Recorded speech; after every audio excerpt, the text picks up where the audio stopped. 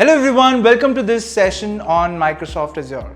Today in this session, I'll be teaching you guys what is Microsoft Azure end-to-end. So let's get started. Now before starting off with the video guys, I would request you all to like, share and subscribe to our channel so that you don't miss out on any new updates from Intellipaat. So now let's get started. So the first topic that we'll be talking about is what is cloud computing, and then move on to discuss the various cloud models on which the companies operate. Once we're done with that, we'll talk about the top 3 cloud providers which exist in the market, among which Microsoft Azure is also present. Once we're done with that, we'll move on and get introduced to what is Microsoft Azure exactly, and then move on to discuss the core Azure architecture on which Azure operates.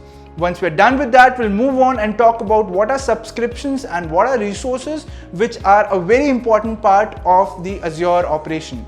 Once you're done with that, we'll move on and talk about the core Azure services that you should know of when you're working as an Azure professional. And towards the end, I'll show you guys how to architect an Azure application end-to-end so that you don't have any doubts and you can actually implement all the concepts that you're learning in the video. Towards the end, we have also planned a quiz for you guys, which you have to attempt, and the answers you have to give in the YouTube comments, and we'll verify it for you and tell whether you're right or wrong. Alright guys, so let's get started with the first topic, which is what is cloud computing. Alright guys, let's now start this session by first discussing what is cloud computing. Alright, so let's go ahead and understand first cloud computing by its definition. So guys, by definition, cloud computing is nothing but the use of remote servers on the internet to do your tasks. It could be basically hosting an application, it could be hosting your database server, it could be anything, right?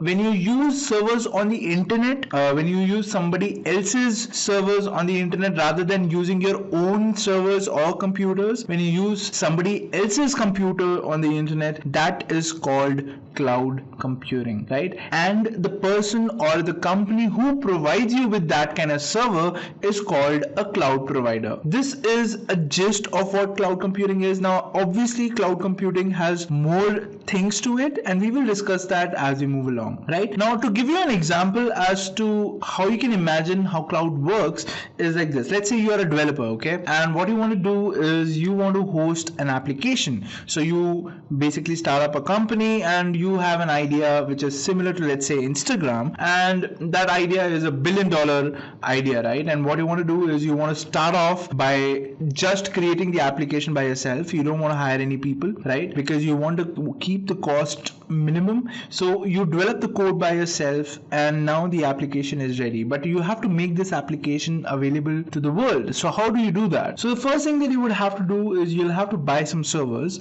and you'll have to put that application on those servers. So once your application is on those servers, the next task would be to basically make that application available on the internet, right? And how would you make it available on the internet? You basically connect internet to these servers and you assign a public IP to these servers, and now your application is basically available on an IP address. Next thing that you would do is you would buy a domain, and the next thing that you know is now the domain is ready, and now your application, anybody on the internet who goes to your particular domain would be able to access your application. Okay, so guys, this is the normal life cycle of how applications were launched before cloud computing. Now the problem over here, guys, is that you invested some money on these servers, and guys, servers are not cheap. They're very expensive, right? And as a guy who is starting up with their company, you might think that your idea is worth $1 billion, but if you actually think about it, there's a lot of risk and there's a lot of there's a 50% probability, because you are just starting off now, that you might fail, although there's a probability of a 50%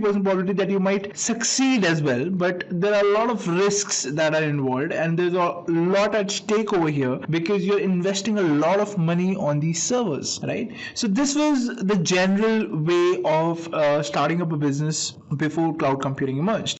Now, after cloud computing, it has become very simple now. Let's say you come up with an idea and now you want to deploy your application. All you have to do is you will go on cloud and you would say, hey, I need some servers for deploying my application. So you would get those servers which would already be connecting to the internet, or everything would be set up by the cloud provider. You just have to use them, right? And the only thing the cloud provider would expect from you is he would say like, hey, you know what? You just have to pay me for the time that you're using the servers for, and that's about it. I don't need anything else from you, right? Now that's an awesome thing. Now the kind of pricing that cloud computing gives you is a pay-as-you-go pricing. That basically means you just pay for the amount of time that you're using servers for. In case of Azure, it counts in terms of minutes, right? So the number of minutes that you would be using the servers for, it will charge you according to that, right? Now if you again think about what all changes came about over here when I was not using cloud and when I'm using cloud now, the first change that would come about here is, if let's say you were not using cloud computing and you bought these servers, now obviously somebody has to manage these servers for you as well, right? And now when somebody has to manage them for you, there's always a chance of downtime as well. So you always, at your back of your mind, you will always be thinking of whether my servers are up and running or not. Do I need more people to handle these kind of servers? When your application becomes big, you will also have to scale these servers. So all these problems would be at the back of your mind, and at the same time you also have to develop code for it, right? So that's a lot on your plate. Now what cloud does for you is, it says, you just pay me for the amount of time you're using the servers for. I, on the other hand, will hire the workforce that is required to manage these servers. I, on the other hand, as a cloud provider, will also scale your servers as and when required. When the demand increases on your application, you just sit back, relax, and you code your application. That's all you have, right? And guys, this is the biggest advantage that you get with cloud computing, right? You can focus on the work that you have to do. Everything logistical or everything operational with respect to managing servers is handled by your cloud provider. And what is better than paying less for that, right? You're paying less, you're hiring less workforce, and at the same time you're getting a better quality of internet hosting available. I mean, you basically, like let's say you imagine now, if you have to secure an application, you'll have to you'll have to hire a security engineer who will basically secure an application. You will also have to hire people who will ensure that your application is up and running. How? By basically scaling them up and down, that your number of servers. So you would need deployment engineers. You would also have to keep some servers in your stack, so that whenever new servers are required, whenever the demand goes up, those can be plugged and played as and when required, right? So these are all the things that you had to do. But now with cloud computing, you don't have to do that, because everything is managed by the cloud provider. You just have to code your application. So summarizing the advantages that you get with cloud computing is that while you're starting up, you don't have to invest a lot, right? That is the number one advantage. Number two advantage is you can focus on your app development. You don't have to focus on what is happening on my server. Are my servers running off fine or not? Are the security patches updated or not? Everything will be managed by your cloud provider. And the third thing is that it requires less workforce, because obviously you're not hiring anyone to manage your servers. Everything is being done by the cloud provider. If you want to hire people, you can actually hire more developers so that your coding work is distributed among them, right? So these are the advantages, guys, that you get with cloud computing. Now cloud computing is offered in various types of services, and that we will discover as we move along. But those types of services leads to different kind of applications or different kind of products on the cloud. For example, you might have heard about this. You might have heard about Google Drive. You might have heard about Netflix, Airbnb. All these applications are basically hosted on cloud, and you might not even realize it, right? Now, if we talk about Google Drive is nothing but it's a kind of service. It's software as a service that is given to you by cloud provider. What is a software as a service? We'll discuss that as we move along. But just understand that Google Drive is a cloud product. It is basically hosted on Google's infrastructure, right? You don't care about where, if you are uploading a file on Google Drive, you don't care about where, on which server is it being stored, right? You don't care about which operating system is that server running. You don't care about, whether the hardware on that server is good enough to basically handle the speed with which you want to work. You don't care about anything, right? You just care about your file being there on Google Drive, and it's gonna be there. Why? Because you trust Google with your things. You trust Google that it'll manage everything on the infrastructure side, and that is exactly what cloud computing is all about. Similarly, when you talk about Netflix is a very popular video streaming service. I'm sure all of you must have used it. That is itself also hosted onto cloud, right? So Netflix, we rely on Netflix to be always up and running, and Netflix itself relies on the cloud provider on which it is hosted, that they will ensure that I'm up and running always, right? So that is how cool the concept of cloud is, that a popular service such as Netflix is also not caring about how their servers are managed. All of that is managed by your cloud provider. Similarly, you must have also heard about Airbnb. You must have also heard about the e-commerce company, the giant, which is Amazon. Then there is also Prime Video. All of these products, they are basically hosted on cloud, right? So if you're from India, you would also recognize Flipkart. Flipkart is again an e-commerce giant which was recently taken over by Walmart, right? Flipkart also is completely hosted on a cloud provider. In Flipkart's case, it's basically hosted on Microsoft Azure, right? So we'll be talking more about Azure as we move along, but guys, these are some of the products that you might be using in your everyday life which are basically hosted on the cloud, right? Alright guys, so before moving ahead, just a quick update guys, this is not the complete Azure course. If you want the complete Azure training, you can actually head on to our website. We have a course called Azure Masters Certification Training, which will not only get you certified in one Azure certification, which is admin or architect or developer, but all the three, right? So if you're interested, the course link is in the description box. Please go ahead and click on that and you will get the course details. So without wasting any time guys, let's go ahead and continue with the session. Now, moving forward, guys, we were talking about cloud computing's services. So there are various kind of services that cloud computing has to offer us. There are basically the cloud computing business is based on two kind of models, and we'll discuss those models in this section, which is cloud computing models. Alright guys, now let's discuss the various cloud models on which basically cloud companies are working and are earning, right?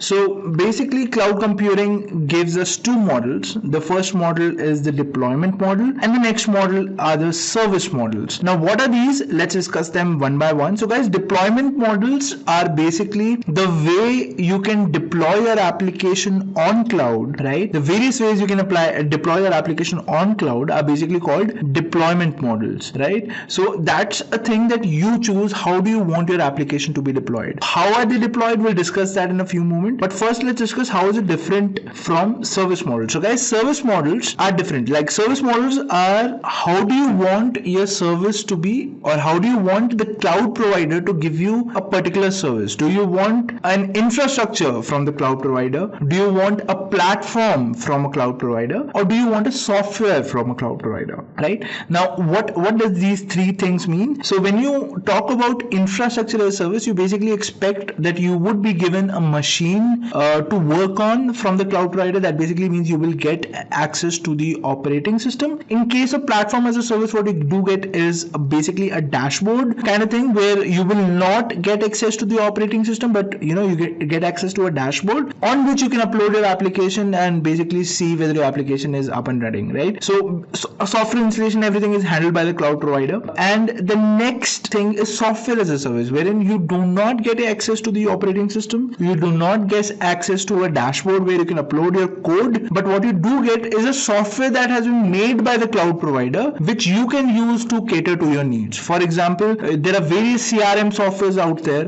which are hosted on cloud. For example, Zoho CRM, it's a cloud product, right? Google Drive, on which you basically use for solving your storage needs, is again a software as a service. Similarly, you can think of a lot of things which are basically softwares that you use on your day-to-day life, on which you can basically not upload your code, but you can actually use that software. For example, Facebook is also a software and it's hosted on cloud, so that also falls under software as a service. Instagram is a software that you use, that also is hosted on cloud, that also falls under software as a service. Platform as a service is a little different, basically because you will be uploading code on it and that will be deployed on a server that you would not be aware of, right? So that's why it's a platform. It gives you a platform to code, and that's why it's a platform as a service. And on the other hand, when we talk about infrastructure as a service, like I said, you get the access to the operating system. Similarly, when we talk about deployment models, public cloud is nothing but when you share your code or when you share your machine with other people on the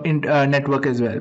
right? More about that I'll talk as we move along, right? But let me first tell you the differences between private, public, and hybrid cloud. So private cloud is nothing but when you do not want to share your machine with anybody else, right? You just want your code to exist on the machine. And then you have something called as hybrid cloud, which is basically a mixture of both of them, right? So let's go ahead and discuss each of them in detail as we move along, right? So let's first talk about the deployment models. So the deployment models, like I said, there are public, private, and hybrid. The first one is public cloud. So what basically happens is that when you deploy a machine on cloud, when you deploy a virtual machine on cloud, it is not a separate machine which gets deployed on cloud. So what basically happens is that each cloud provider, they buy machines which are humongous in size, right? It could have around 30 petabytes of storage, and it can have around let's say 200 GB of RAM or 300 GB of RAM, or even more than that, right? So each machine has this kind of a specification. Now what they do is they install hypervisors on these machines, and what do hypervisors or virtualization softwares do is that they launch multiple machines on this very same system, right? So let's say you launch 5 machines on Microsoft Azure. So that could mean that all your 5 machines which are launched may be hosted on one particular server as well. That's a possibility, right? So this is how cloud provides you with different kind of specification machines. They basically buy one kind of machine, they buy all their servers with one kind of specification, but according to your needs, according to what kind of specification you want, they virtualize a machine from that very server, and obviously they launch more virtual machines also from that very server if the resources are free, right? This is how cloud works. Now what happens in case of public cloud is that let's say you are launching a virtual machine, right? And you have launched it let's say on Microsoft Azure. So if there is one more company, let's say you are Amazon, okay, and there's one more company, let's say it's Flipkart, or let's say it's Walmart. So if they come up to Microsoft Azure and they say that you know what, I also want to launch my website on your cloud platform, it could be that both of your websites are actually being hosted from the same server, right? Now this might sound okay to you because you believe in your cloud provider and you know they guarantee you security to your applications, they guarantee you that no data of yours will be hacked from the other people who are also sharing the same hardware as you. But some companies, they basically say, or they have some confidential data which they do not want to share with anyone, right? So we'll come to that. But if you are okay with this kind of a setup wherein you know your application could be on the same hardware on which other applications are also there, or other people are also using it, then you term it as public cloud, because you are on the cloud where all the public can basically come up and they can launch their own servers, and it could be that you are existing on the same server as well, but you don't care about that. That is public cloud. Next type of cloud is private cloud. So private cloud is for those companies that I was talking about, which basically want confidentiality and they want security in the utmost manner that they can, right? So let's talk about some government agencies, right? So because if some government agency have to host their data on cloud, and let's say they turn on to Microsoft Azure for that matter, so they would say, okay, so we don't care about the money that we have to pay you, right? But we want security in the most highest regards possible. So what Microsoft Azure tells them is, you know what, although we have this system in place which is unhackable, it's technically unhackable. No other person who is hosted on the same server as you would be able to get into your website. But if you are still concerned, because you know in technology actually there is nothing called as unhackable. Everything can be hacked, right? It's just hardware, right? If earlier people can, like you would have heard about people jailbreaking iPhones, and Apple, every time it comes up with a new phone, it says it's the most secure device on the planet, and still people manage to hack it, right? So same is the situation here as well.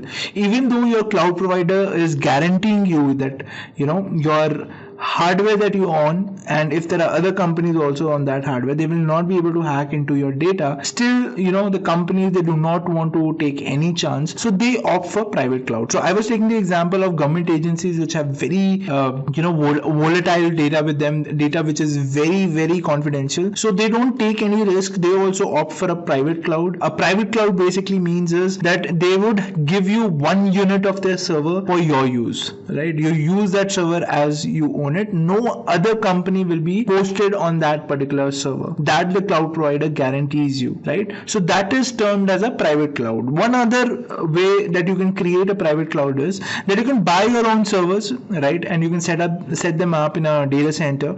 And what you can do is you can install the hypervisor, the virtualization software on top of it, and you can use those servers as if you are using any other cloud provider for that matter. Like if you use Microsoft Azure, you can deploy machines with various specifications. Similarly, you will be able to do that in your data center as well, but the scene is over there you have bought your own servers, right? On the other side of the second type of private cloud that I discussed with you is when your cloud provider, that is a company like Microsoft Azure, they would say, okay, you know what, I can provide you a server on which I will not be putting any other company, and you can use that server as your own, and that is also termed as private cloud. Okay, so these are the two deployment models. First we discussed public cloud, and then we discussed private cloud. The third type of cloud which exists in terms of deployment, in terms of how you can deploy your applications on cloud, is called hybrid cloud.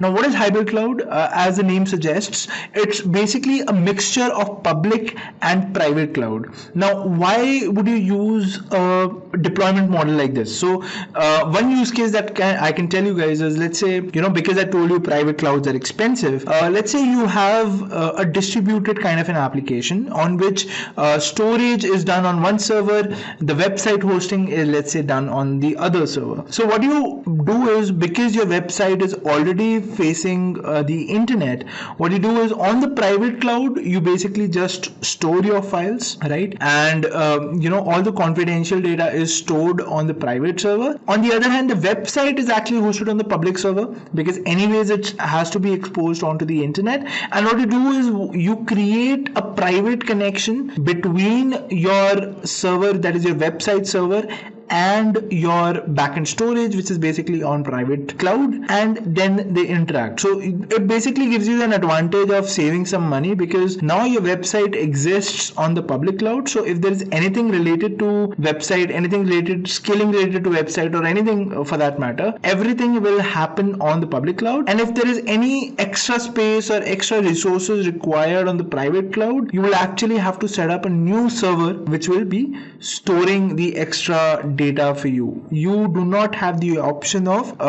choosing the cheaper option, which is public cloud in this case, because now private cloud is very expensive, and the cloud provider told you that in beforehand, that if you put your application on private cloud, I'll give you one whole server for your own use, and nobody else will be deployed on it, right? So if scaling in that sense has to happen, but only your data will be stored on it, and you do not or you cannot have a control on how much specification do you need on that computer, because obviously you will be buying that computer or server for yourself, right? On the other hand, if you deploy it using a cloud provider, that is you buy a private cloud, or you host, or you ask your cloud provider to basically give you a private cloud on their own premises. So they might give you a server which is configurable, but again, that is more expensive than what is there on your public cloud. So this is how a hybrid implementation, guys, works. Moving forward, guys, now we have discussed about the various deployment models, the various ways you can deploy your application on cloud. Now let's discuss the various service models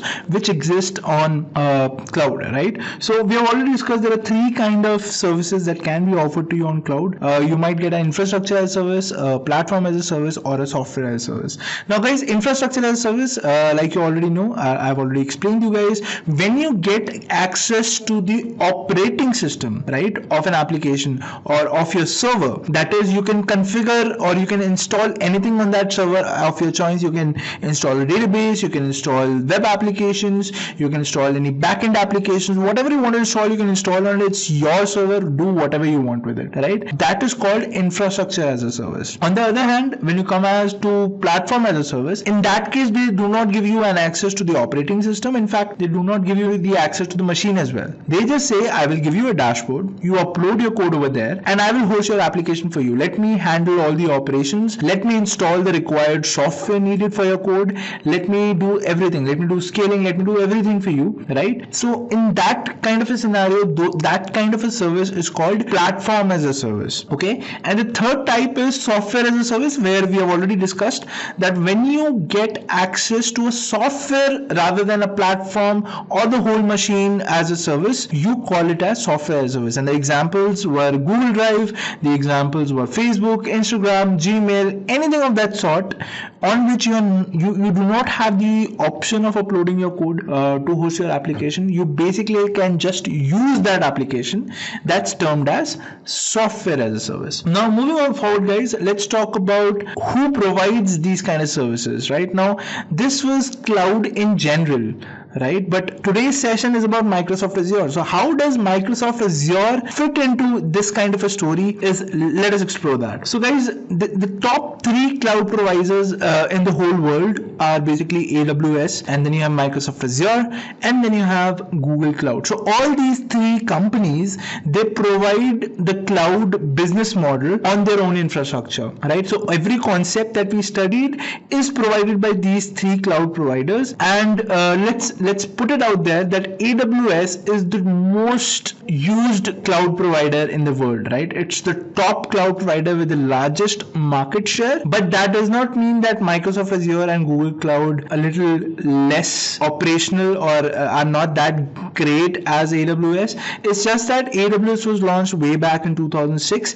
and that's why most of the companies who got lured into okay, so they understood cloud and they said, okay, so it's actually going to save a lot of costs for us, they moved on to AWS. And because there was no other cloud provider at that particular time, they are now still on AWS, because now of course those companies which shifted at that time, they are now completely dependent on that cloud provider, and if they try to migrate, that will actually cost them a lot, right? And that is why AWS has the largest market share. Reason being, it came here first, and hence there are more and more people who are actually hosting their applications from AWS. The second largest cloud provider is Microsoft Azure, right? So guys, Microsoft Azure was recently launched. I guess it was launched in 2012, right? And since then it has grown a lot, right? So it has around 13 or 14% of the whole market share, right?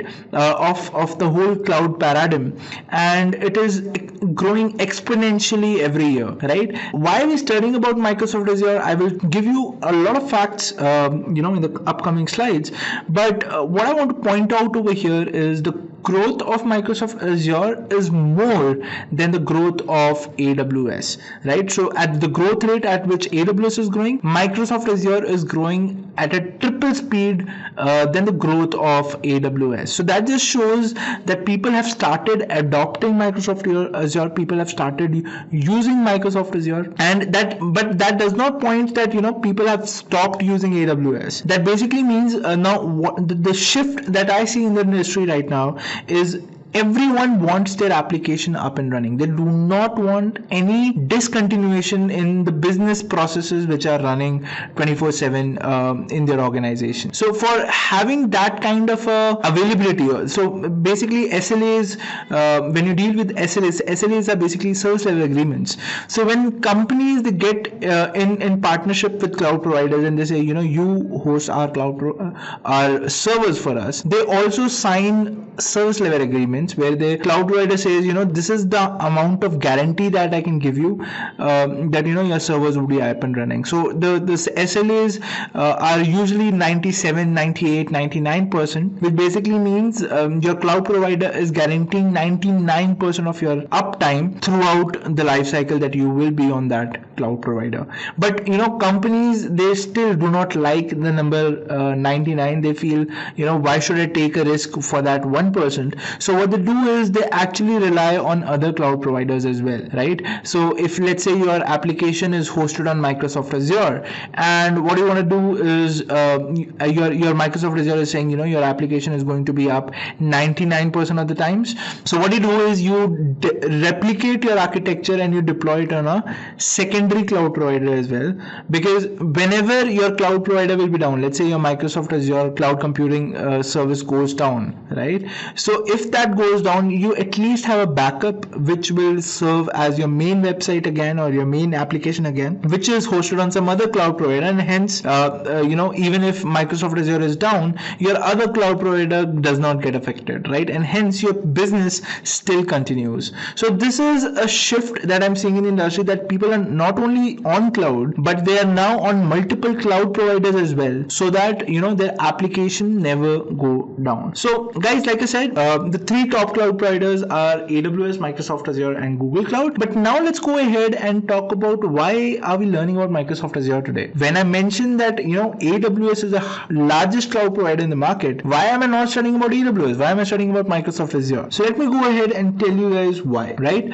So the reason for that is that Microsoft Azure, in terms of Microsoft products, like you and I, we both know that at some point of your life in IT or at home, you would have used a Microsoft product. That's how well they have integrated or that's how well they've designed their products, that each and every person on this planet, if they are into IT, they must have used Microsoft products at one point in their life, right? And Microsoft Azure gives you a benefit in terms of using Microsoft products, that it says that if you are on cloud and if you want to use any Microsoft product like Windows or SQL for that matter, AWS, whatever price AWS gives, Azure can give you a price which is 5 times cheaper than that price. The reason for that is very simple, that Microsoft owns the licenses, and hence a license which is basically being bought by Amazon would be costlier to them. And when they give you that license on a shared basis, that is on a timely basis, obviously they'll charge you more. But when it comes to Microsoft, they have those charges in hand because it's their own license, right? So what they tell you is that, dude, whatever AWS is charging you for that particular instance, for a product,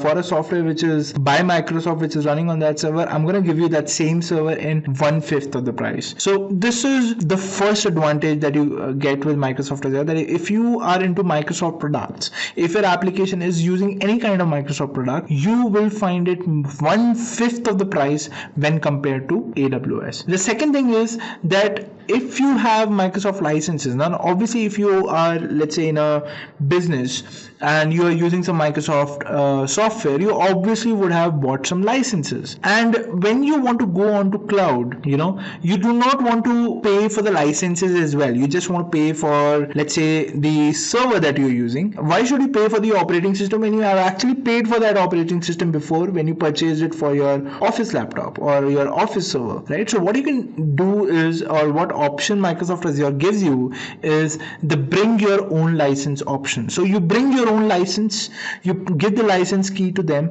and they will not charge you anything for their licensing. Even the 1/5 cost that they were charging, they will not charge you that if you have your own license, if you have your own Microsoft license and you bring that to the Microsoft Azure cloud. Okay, so that is the second advantage that you get with Microsoft Azure. And the third advantage that you get is that more than 95% of Fortune 500 companies are actually using Microsoft Azure. Now that could be either in the case of a primary cloud provider, or it could be using Microsoft Azure as a secondary cloud provider, or it could be using some products of Microsoft Azure. But if we talk about the companies, the Fortune 500 companies, 95% of them are using Microsoft Azure, right? So if you get yourself certified in Microsoft Azure, you have a 95% probability of hitting a company.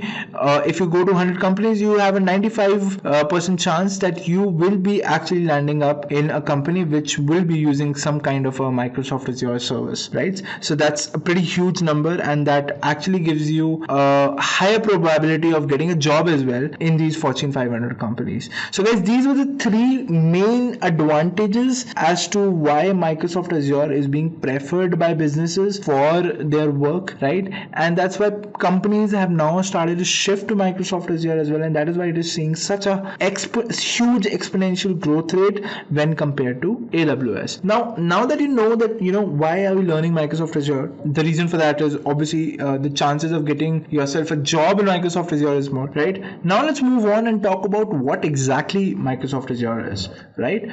Alright guys, so before moving ahead, just a quick update guys, this is not the complete Azure course. If you want the complete Azure training, you can actually head on to our website. We have a course called Azure Masters Certification Training, which will not only get you certified in one Azure certification, which is admin or architect or developer, but all the three, right? So if you're interested, the course link is in the description box. Please go ahead and click on that and you will get the course details. So without wasting any time guys, let's go ahead and continue with the session.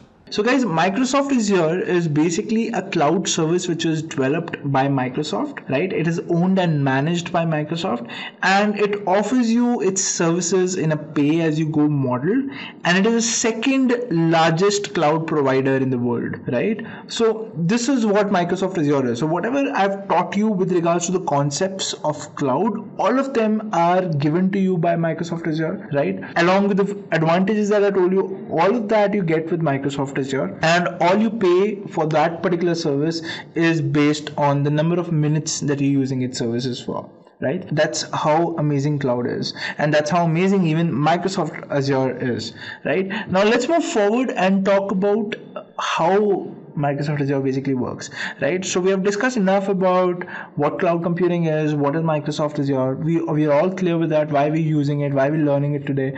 We're all clear with that. Now let's get into the technical aspects of Microsoft Azure and understand how does basically Microsoft Azure is structured in terms of its architecture. Alright guys, so now let's go ahead and understand the Azure core architecture. So guys, this is the core architecture for Azure. As you can see, there are 4 ways of accessing Azure, right? These 4 components are basically nothing but 4 different ways of accessing the Azure resources, right? So the Azure Resource Manager is basically a mediator between the Azure resources and the external agents which can interact with the Azure resources. Now to interact with the Azure Resource Manager, you need these 4 ways. Now what are these 4 ways? The first way is the Azure portal. Now what is the Azure portal? The Azure portal is nothing but the GUI website that you get provided with, right? For example, if you go to portal.azure.com, once you have signed up on Azure, you can basically go to that portal and you can deploy any kind of resource that you want, right? So you can control and manage the resources from that interface. So that interface is called the Azure portal, right? The next thing is Azure PowerShell. Now what is Azure PowerShell? So there is a thing called Microsoft PowerShell. So that exists in a Windows system. So if you're using a Windows system, you can just type in your start bar PowerShell and you would be able to see what PowerShell is, right? It's a native Microsoft product. Now, what Azure or what Microsoft provide you with is it also gives you an extension for making your PowerShell interact with Microsoft Azure, right? And once you install that extension, once it's installed on your system, your PowerShell would be able to connect to Microsoft Azure, which will basically give you the ability of controlling or deploying resources on Microsoft Azure using the command line. So that's Azure PowerShell. Similarly, you have something called as Azure CLI. Now PowerShell is, like I said, is a product from Microsoft. Azure CLI is basically done on the DOS prompt, right? So DOS is altogether a different software which has been there since ages on Windows. right? So if you're more inclined towards using the DOS prompt, you can actually install the necessary softwares for Azure, and then you can use the DOS commands to use or manage or deploy Azure resources. So this is a third way of accessing your Azure resources. And then you have something called as REST clients. Now, what are REST clients? REST clients are nothing but they are APIs which you can include in your web applications, right? For example, you can create your own web application through which you can create or use your Azure account. For example, let's say you create a website wherein you take the user input, you take an integer number from the user, and then you have created a button which is called deploy. And what that does is whatever number you have mentioned, it basically deploys that many number of servers on Microsoft Azure, right? But you are not basically doing that directly from the Azure portal, or you're not doing it that through the PowerShell, or you're not doing that through Azure CLI. What you have done is you have created your own application and you have linked your application to your Azure account, and you're making that website, or you're allowing that website basically to control your Azure resources. And this is possible using APIs, which are also called REST clients, right? Now, these resources, in case of Azure PowerShell and Azure CLI, they would interact with the help of SDKs to connect to Azure Resource Manager, your Azure portal, and your REST clients can directly interact with the Azure Resource Manager. And what is an Azure Resource Manager? Like I previously stated, it's nothing but a mediator. So basically, what happens is all the resources which are deployed on Azure, they are not directly accessible by the user, even if he's using the website or using the PowerShell or using the CLI or using the REST clients. Every request has to go to the Azure Resource Manager, and what the Azure Resource Manager does is it basically authenticates your request. It will check whether you, as a user of a Microsoft Azure account, have the necessary permissions to do a certain task which you're trying to do with your application. For example, when you create a Microsoft Azure account, you would have the option of creating multiple users in that same account so that multiple people can work on your own account. For example, let's say you start a startup or you open a startup, right? And now you've hired a tech team. Now, what you want to do is you want your CTO, or the person who's going to be managing your tech team, the admin access of your Azure account. And on the other hand, the developers who probably, let's say, if one of the developers is going to work on the Azure storage, right? So you just want him to access Azure storage. You don't want him to access Azure VMs or any other kind of Azure service. So what you can do is you can create a user and you can give definite permissions as to what he can access and what he cannot access. Okay, now how will this be helpful? Now let's say your technical manager, he signs in as a user, right? And he signs in, let's say, through the Azure portal, and then he tries to deploy a VM resource or a virtual machine, or he tries to use a storage account. You would be able to do so. Why? Because he has the administrator access you have given him, and he'd be able to do everything that you can do. On the other hand, let's say now your developer comes in, he also logs in through the Azure portal, he also sees everything which is there, right? But the moment he tries to deploy a virtual machine, because he has to go through, all his requests would be going through the Azure Resource Manager.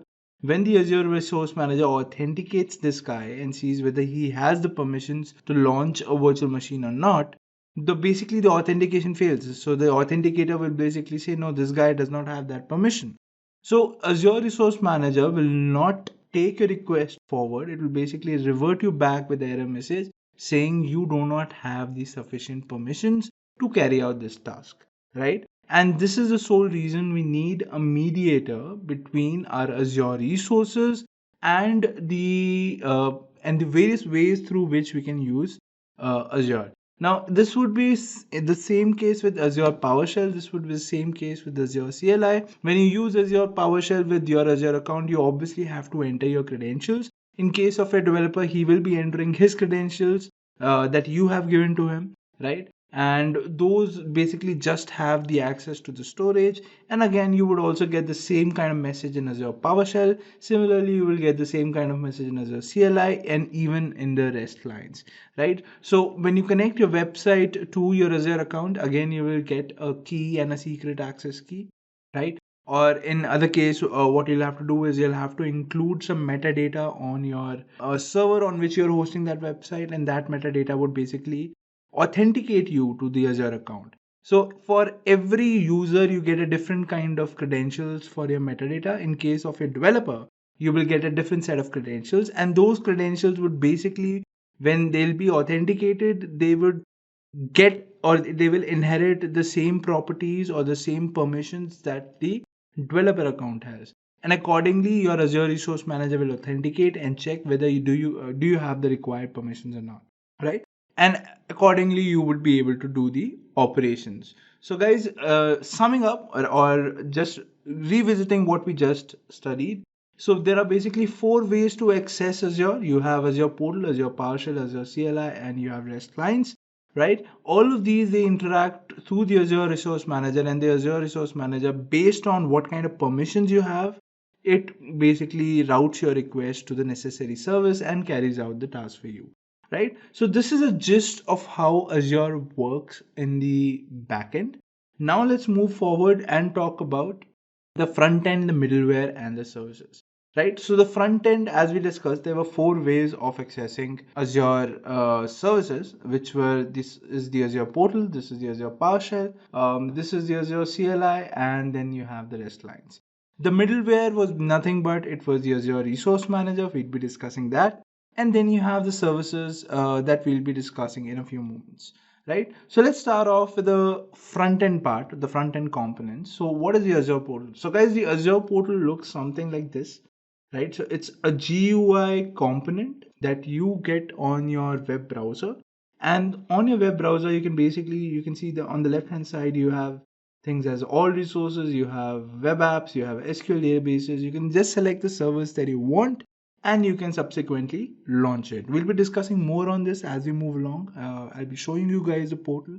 I'll be showing you guys how you can use it to deploy resources. For now, we're just understanding what the Azure portal looks like, and this is what it looks like, right?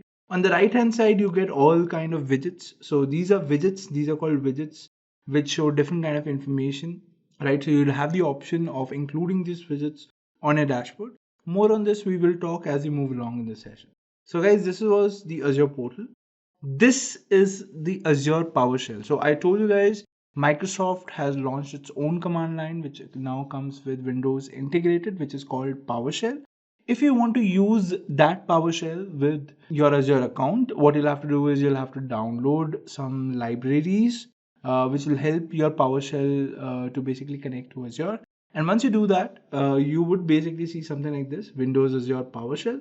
And now you can enter the PowerShell commands, which should basically help you to connect to your Azure account and carry out whatever you want in a command line fashion, right? Similarly, if you're into DOS, you can actually go ahead and use Azure CLI.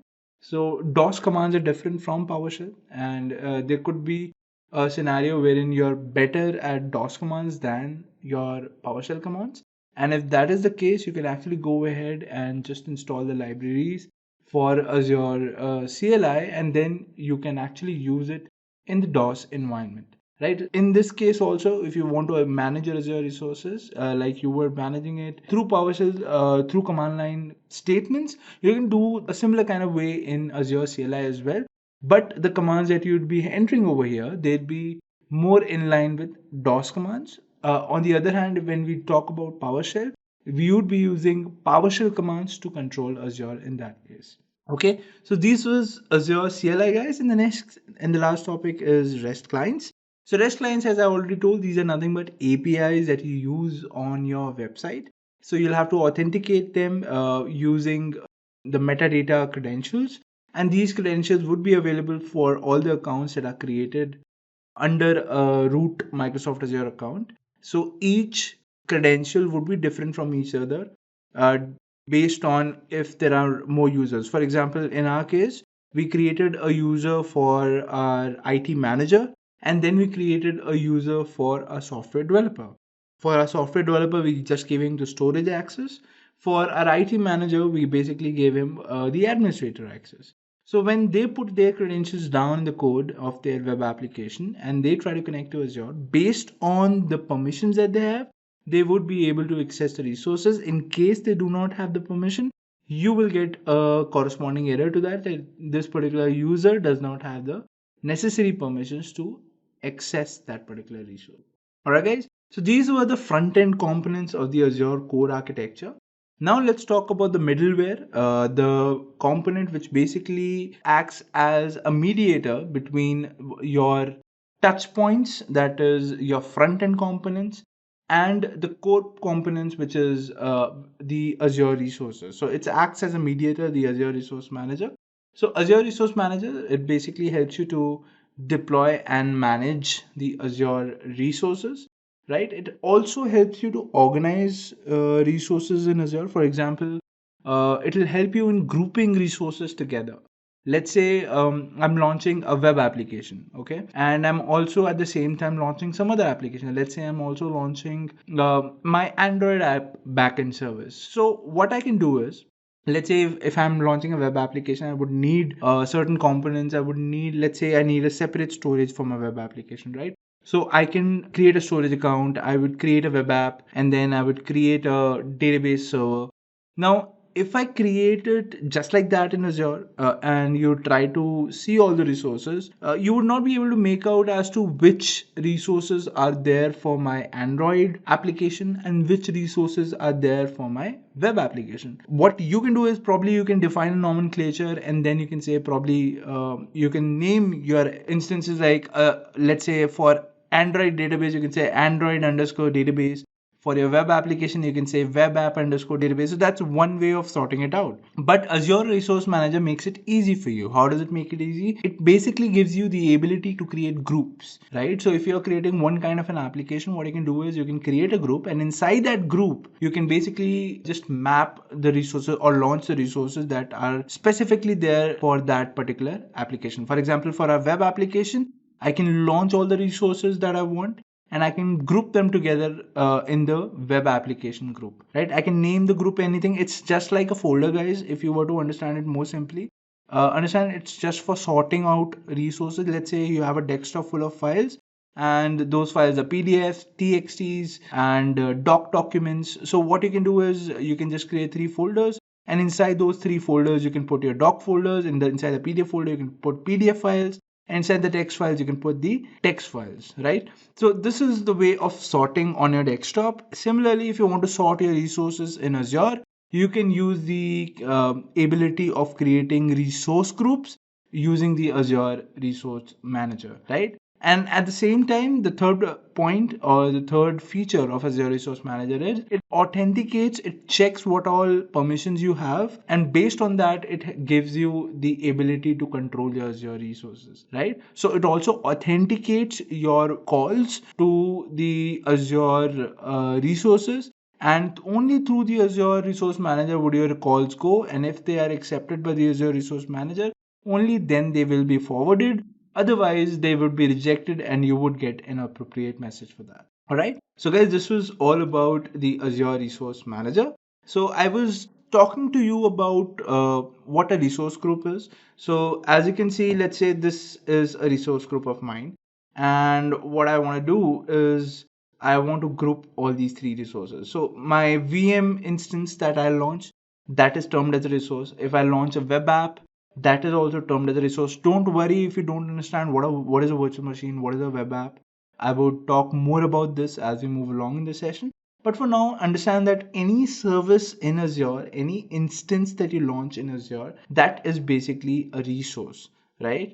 And when you group one or more resources together, or I should say 2 or more resources together for a particular thing, which, so I gave you the analogy of folders. If you group them together and that symbolizes something, that basically can be done using resource groups, and that is exactly what is specified in the figure as well, right? So you have some virtual machines, you have app service, and you have SQL database, and you have all grouped them together in a resource group, and probably you can call it, let's say, the production environment. You can create a test environment, call the resource group a test environment, and deploy the necessary resources inside that as well.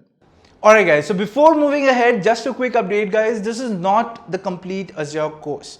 If you want the complete Azure training, you can actually head on to our website. We have a course called Azure Masters Certification Training, which will not only get you certified in one Azure certification, which is admin or architect or developer, but all the three, right? So if you're interested, the course link is in the description box. Please go ahead and click on that and you will get the course details. So without wasting any time guys, let's go ahead and continue with the session. So guys, with this we come to an end of the Azure core architecture. So by now you understand the nitty-gritties of how Azure works in the backend, right? How things are structured inside Azure. Moving forward, guys, now we'll be talking about the Azure services, right? So we'll be talking about the resources that we just saw, the resources that we were grouping inside the resource group, or the resources which basically the Azure Resource Manager was managing. We're going to talk about those, and those are nothing but services in Azure, right? So it'll become more clear as we move along. So let's just start off now with core Azure services.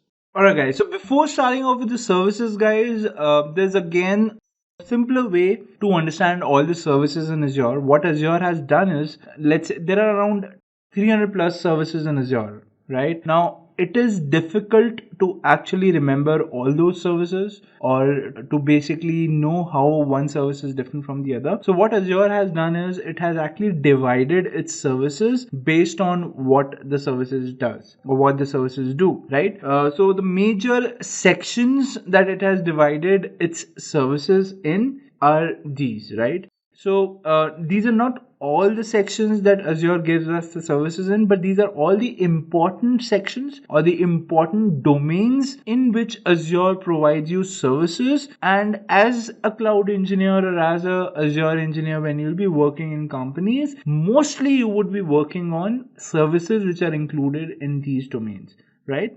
So we'd be covering these. Guys, there is no Azure engineer out there who would be knowing each and every service in Azure, right? But what we as learners can do is we can learn all the important services which are basically used in your everyday life when you become a cloud engineer, right? And as and when you apply to companies, probably you can tell them you know all the basic services, all the important services in Azure, and if there is any special requirement for a particular service that they use, it is obviously going to be an easier task for you since you understand how Azure works. So understanding one more service in Azure would not be a great deal. But most of the times, I would say 90% of the things that you would be doing as a cloud engineer, or 90% of the services that you would be using or working on as a cloud engineer would be covered under these domains. So now let's go ahead and start off with the first domain, which is compute. But before that, let me give you a brief about all of these domains, right? So the first domain is compute. So in compute, you have compute intensive resources wherein you get raw processing power. More on this we will talk about as we move along. Then the second kind of domain is networking. So this particular domain would include all the services which provide you with networking capabilities,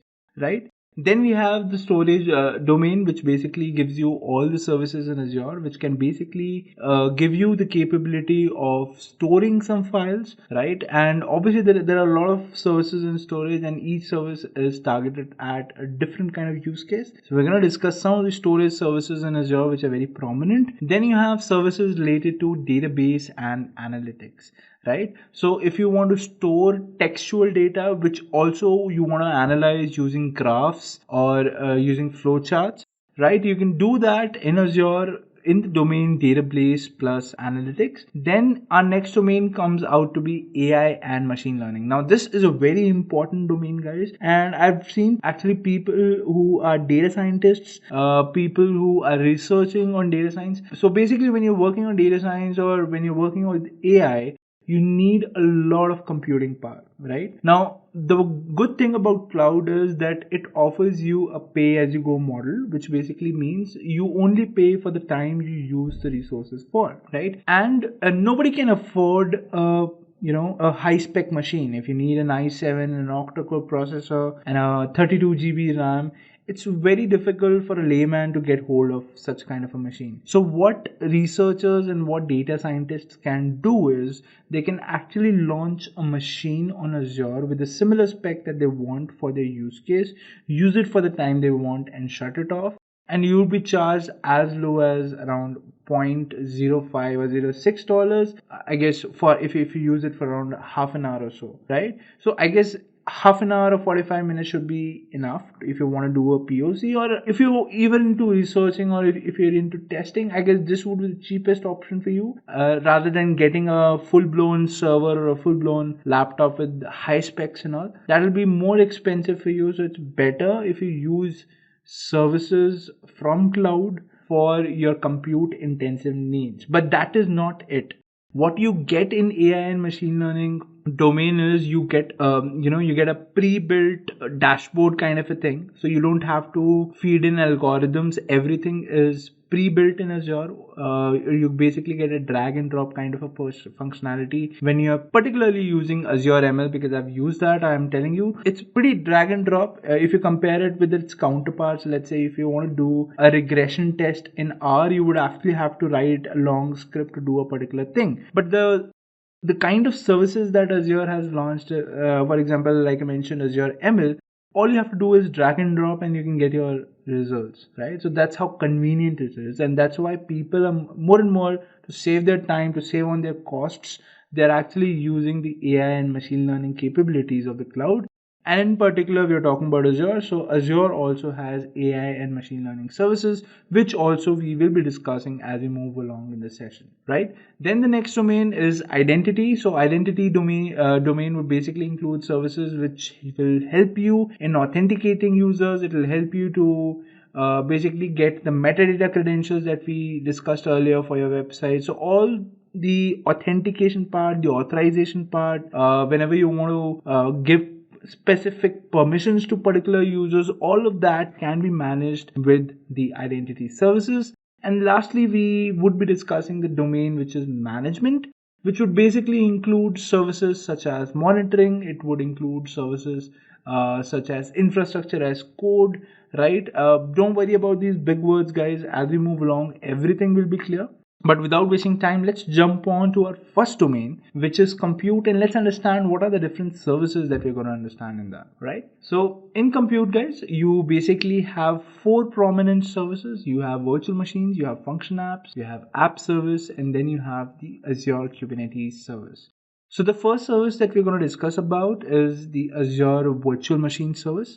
Now, what is that? Now, guys, Azure virtual machines are nothing but it's basically a server, or I can say in the most layman terms possible, let's just say it's a computer, just like a laptop, which has just installed Windows on it and nothing else is there, right? For example, let's say you buy a laptop. What is the first thing that you see? You see your Windows there, or you see your Mac OS there, or you see your Linux operating system there, and basically no software is installed. It's just the bare minimum operating system which is given to you, and whatever you want to do on your laptop, you install it and then you work on, right? So similarly, virtual machines are there. Virtual machines are nothing but they are machines that are launched by your cloud provider, which in our case is Azure, and they launch it for you.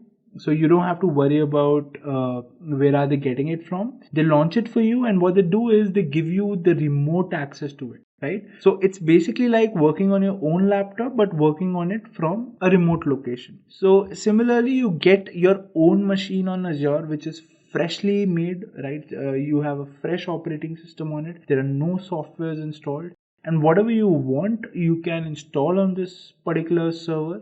So we call it server because basically you would be using it for deploying applications, which would be basically be available to the user. So that's why we call it a server, right? So basically these are server or computers that are launched by Azure for your own personal use, but you would be accessing it remotely. If it's a Windows machine, in a GUI case, you can basically do an RDP and use it. If it's a Linux machine, you can do basically do an SSH and you can work on the command line for it. But remember, guys, there are no softwares installed on it. There are no extra softwares installed on it.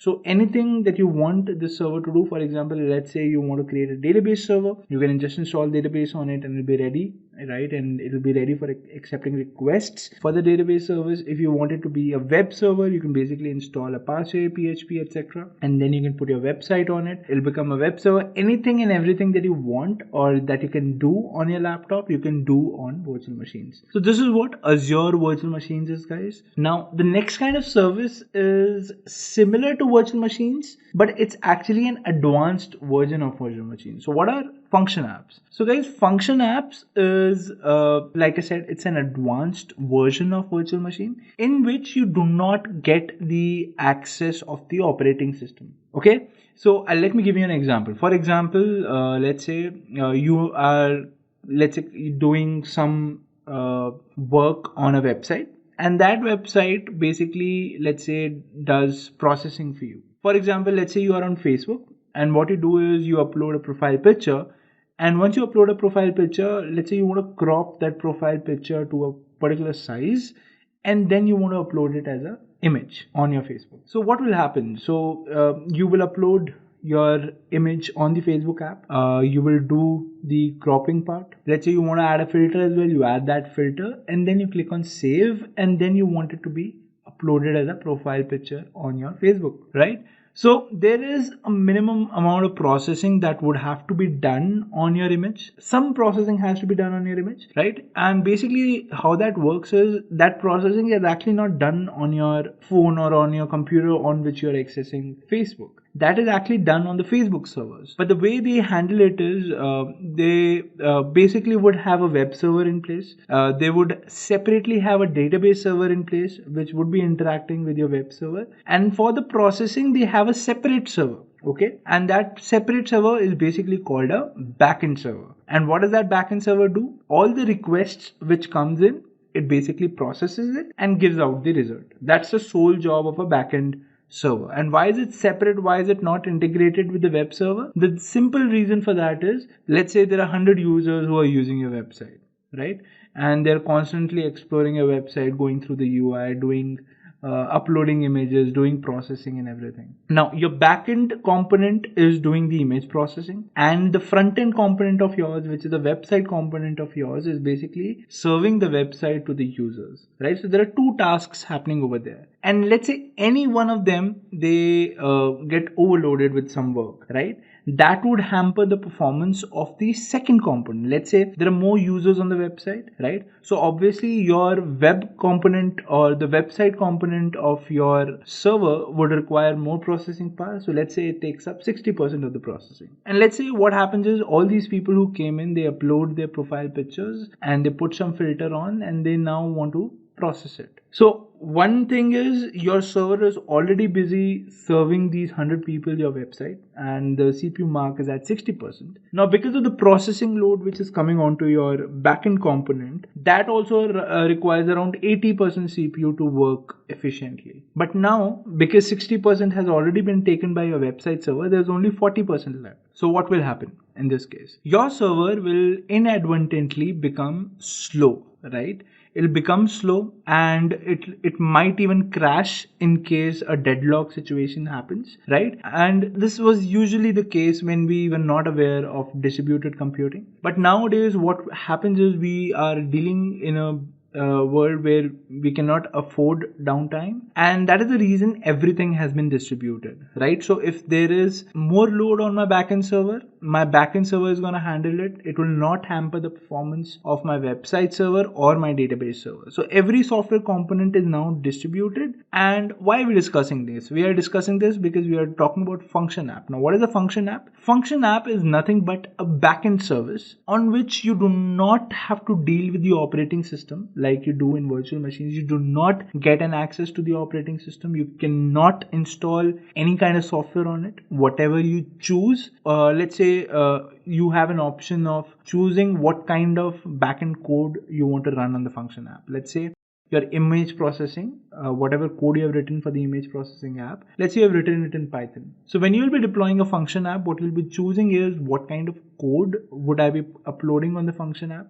Let's say you choose Python. The next thing that you would be doing is you would be clicking on next, and then it will make your function app ready, and then it will ask you for the code for the image processing. You give in the code, you click on save, and now your backend server is ready to accept requests. That's it. So now all your website server has to do is ping the backend server with the required information with the image. It will basically take the image, it will run through the code, see what it has to be done, do the processing on the image, and give the image back to the website server or to the Facebook servers, which will basically upload the profile picture, right? So in a gist, what is function app? A function app is basically a service which will not give you access to the operating system. It will basically give you one dashboard on which you can upload code, and it can do any task for you. All you have to do is give it work, it will do for you, and that's about it. You don't have to mess around with anything else. You don't have to worry about what machine size I should give to my function app. You don't have to worry about how many machines should I run so that my function app never gets overloaded. Everything is managed by Azure. All you have to do is give in the code and see your application working. So these kind of applications are basically called platform as a service. And the earlier service that we discussed was virtual machine. It's basically called infrastructure as a service. Why infrastructure as a service? Because in that case, you got access to the operating system, right? You can do anything on that server. You can install anything. You can actually delete everything also, and you can make that server hang, or you can make that server not working. You can actually uninstall the installation files of the operating system as well. That is something that you can do with your server.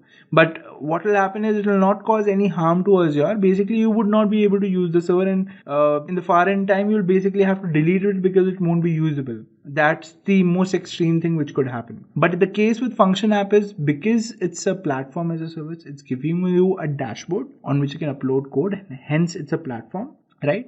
It is not giving you access to the operating system. It is not giving you access to what softwares you can install. You just choose the environment in which your code can run, and that's it. That's what a function app is all about. It's a backend server without choosing or worrying about the underlying infrastructure.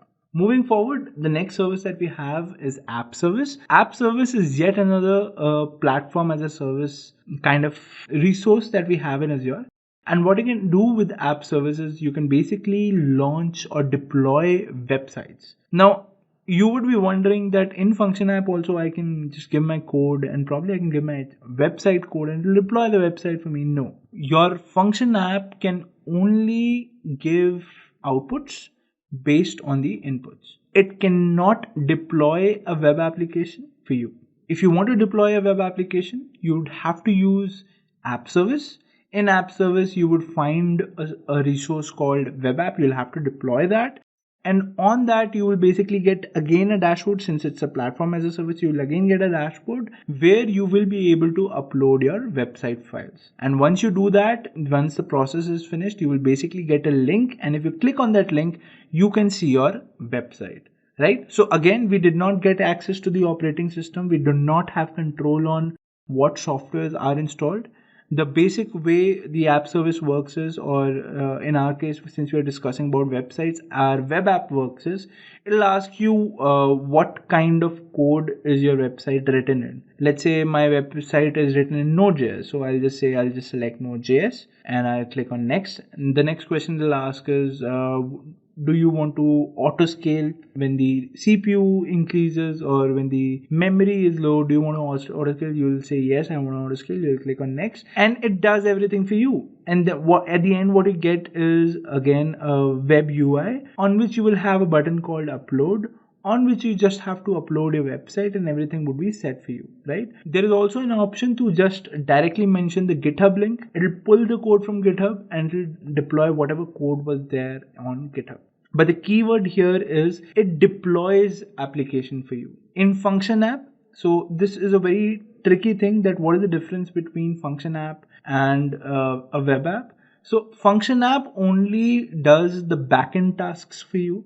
You give it code, it will take an input, it will give you the output. That's it. It is not used to deploy an application. App service, on the other hand, it is only used to deploy an application. Okay, so this is the main difference between a function app and an app service. A next service is probably a very important service when you're working in a containerization environment. So I'm sure most of you know about what Docker is. If you don't know, just type on YouTube Docker tutorial by Intellipaat. Go through that video and you would be able to understand what Docker is. So Docker is nothing but a containerization platform on which you can deploy applications. So we were talking about distributed computing, right? So containers are nothing but they act as separate virtual entities which are isolated from each other. So I can launch an Ubuntu container, I can launch a CentOS container, I can launch a different flavor of Linux container as well, right? In them I can install any software I want, and exactly whatever code files I want I can put on those containers, and these containers can then interact and mimic a distributed application kind of a scenario, right? Now what Kubernetes is, it manages these containers for you. It's an automatic service which manages these containers. What does it manage? Let's say I deploy 3 containers. One is my website container, one is my backend container, and one is my database container. Now for some reason my backend container is not working. Okay, it stops working. Now what will happen? What should ideally happen? Ideally, if my backend server stops working, I need to get an alert. I will go there, I will see what the problem is, I will fix it, and then my backend container or backend server will again be ready and my application would serve normal. But what happens is you cannot monitor an application 24/7. So what Kubernetes does for you is it does all the manual tasks for you. So it automatically detects that a fault has occurred in a particular container, and what it does is it deletes that container and launches a new copy of it automatically, right? And this is just one of the tasks that Kubernetes does automatically for you. You can also configure Kubernetes to scale your containers for you or descale your containers for you. And it can do a host of other things, and we would discuss it probably when we move along, and when we just are focusing on Azure Kubernetes for service, we can actually talk more about it because there are loads of features in it. But this is again a very important service. So most of the startup companies, not MNCs, but most of the startup companies have now adopted the container architecture, or have now made their code into fit into containers, and now they are using the Kubernetes service. If I were to give you a little background of the Kubernetes service was actually developed by the Google company. Later they made it open source, and now it's available to the world. Anybody can use it or download for free and can actually install it on their system, right? But when you install it on your system, you actually have to manage Kubernetes all by yourself. So what Azure does is it has created platform as a service again, and it says I will handle the Kubernetes installation, I will handle the Kubernetes configuration. You just tell me what you want and I will deploy that in a Kubernetes cluster for you, right? So all the advantages of Kubernetes you get, and you also don't have to deal with Kubernetes. So this is the power of cloud. This is what Azure is giving you as a service, right? And this is what Azure Kubernetes service was all about. Alright guys, so now let's get down to the interesting part. Let's now start off with a hands-on where you will get a taste of how basically Azure portal looks like, and also how things work out, how you deploy resources on Azure. And basically in the most essence, we learned about what a VM is. So we're going to see how we can actually launch a VM inside Microsoft Azure. Alright, so just give me a minute. I'll just switch on to my portal and then we will start on with the demo. Now before moving over there guys, these are the 3 things that we're going to do. So when we were learning the architecture, I told you guys that basically all the resources that are deployed in Azure can be managed, or they can be grouped together using resource groups. So the first thing that we're going to do is we're going to create a resource group which will have the name demo environment. Okay. Then what we're going to do is in this demo environment, basically we're going to launch a virtual machine which will have a Linux operating system on it. Now once it is deployed, we will try to connect to this virtual machine using the putty tool that is available for doing SSH on Linux. So basically whenever you're installing or whenever you're launching a Linux instance, the way to connect to a Linux instance is using SSH, right? Because it's a command line operating system, and everything and anything that you want to do on this operating system, you can do it on the command line. On the contrary, if you deploy a Windows machine, in that case, you have to use the remote desktop protocol. So it's basically called RDP. And there's a software for that which can basically connect using RDP. So that is inbuilt in Windows. So if you're on a Windows machine, just type remote desktop, right? And you'll get that application. The only thing it'll ask is the IP address, click on connect, and then it'll ask for the password. Alright guys, so without wasting any more time, let's go ahead, switch to my Azure portal, and let's see how it looks like, right? So guys, this is my Azure portal. So let me just go to home and let me show you how it actually looks like. So this is how your portal looks like, guys. This is the web GUI that we were talking about. Now there are some resources that are already launched in my Microsoft Azure, right? So as you can see, I've named my resources something like this, but let's say I'm going to deploy a Linux VM now, right? That Linux VM is only for demo purposes. Now, this will actually give you a take as to how you can, or how resource groups basically can help you guys. Now, if I go to all resources right now, you can see these are all the resources which are deployed on Azure right now, but I do not know which resource is doing what, or which resource is contributing to what application. On the contrary, if I go to resource groups, you can see that there is a group which is called Intellipaat, which exists on my Microsoft Azure portal. And if I go inside this resource group, I would be able to see all the resources which have been deployed. So now what I'm going to do is, because what I'm doing right now is just for demo purpose. So what I'm going to do is I'm going to add a resource group.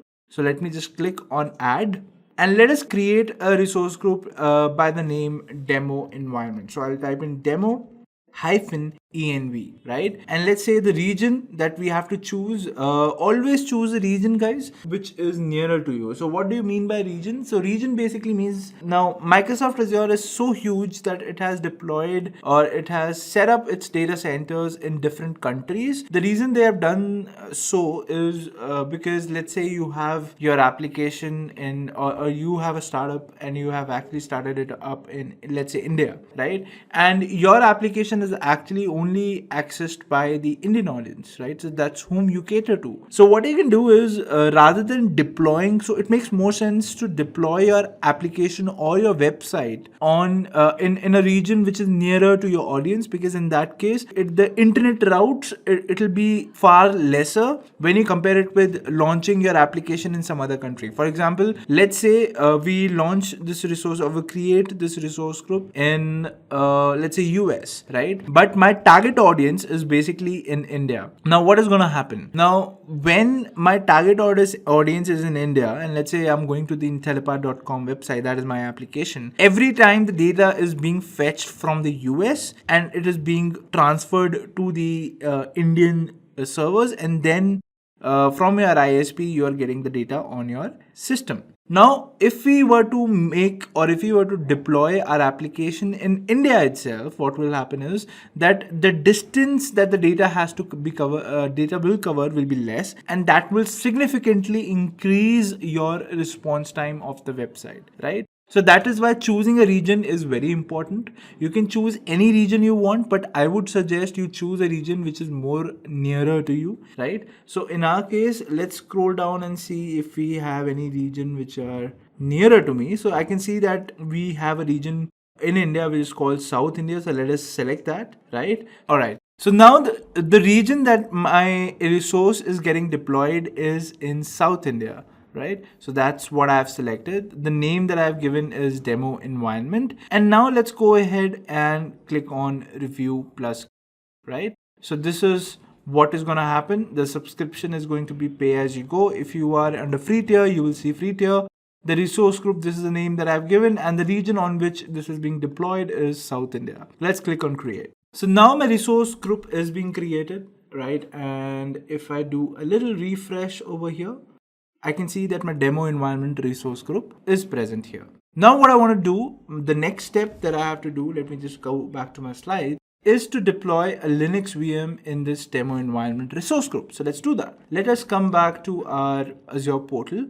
And now what we want to do is we want to deploy a virtual machine. So you will see on the left hand side that there is a service called virtual machines. Let's select that. And now what I have to do is I have to click on add. right? So because I want to create a virtual machine. So I'll click on add.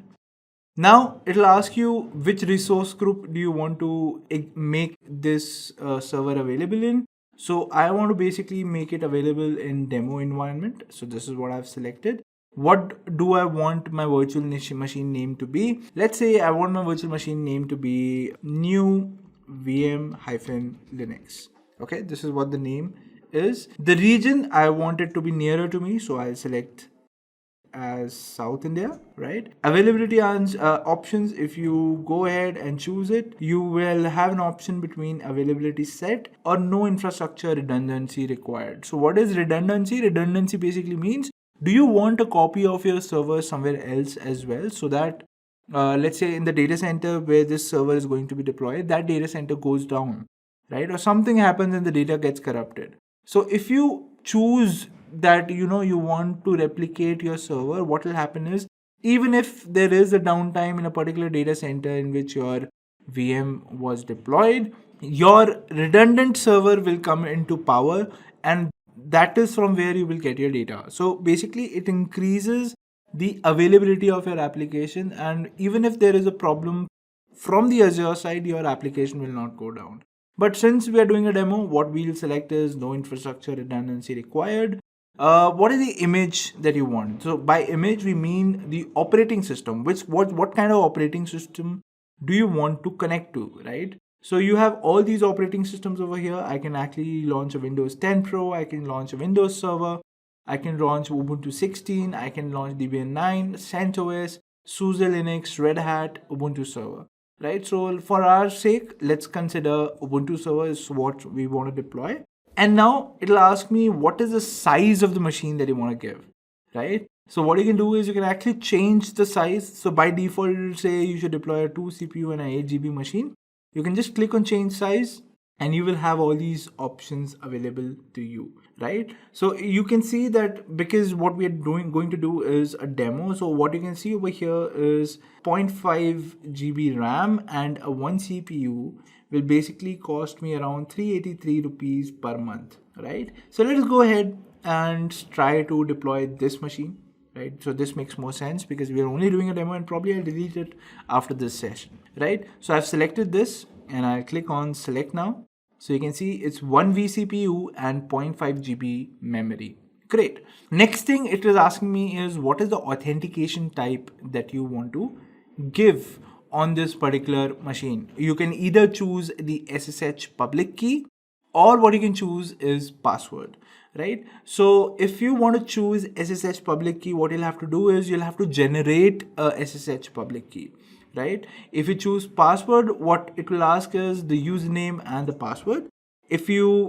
And this is basically the most standard way of doing it, but if you want to give security to your instance, the suggested method would be to create a public key. Now, how can you create a public key? There is a software called PuttyGen, right? And the way you can download it is just type on Google Putty download, right? And then you will get a link from putty.org. Just click on that.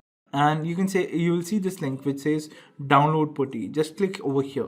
Right now you will get all the versions on which you can using which you can basically install Putty. Now what we're basically looking for is PuttyGen, right? So you will find it over here based on your CPU architecture. You can basically select PuttyGen and then you can download. Once PuttyGen is downloaded, it will look something like this. So as you can see, it's Putty key generator. What I want to do is I want to generate a public private key. So let's click on generate. Now what it'll ask is you'll have to hover your mouse here for some randomness and it will create a key based on that. So let's hover our mouse in this region and now it has created the key for me. Now it says the public key for pasting into open SSH authorized key file. So this is the public key basically, right? And you will have to copy this. Let's copy it.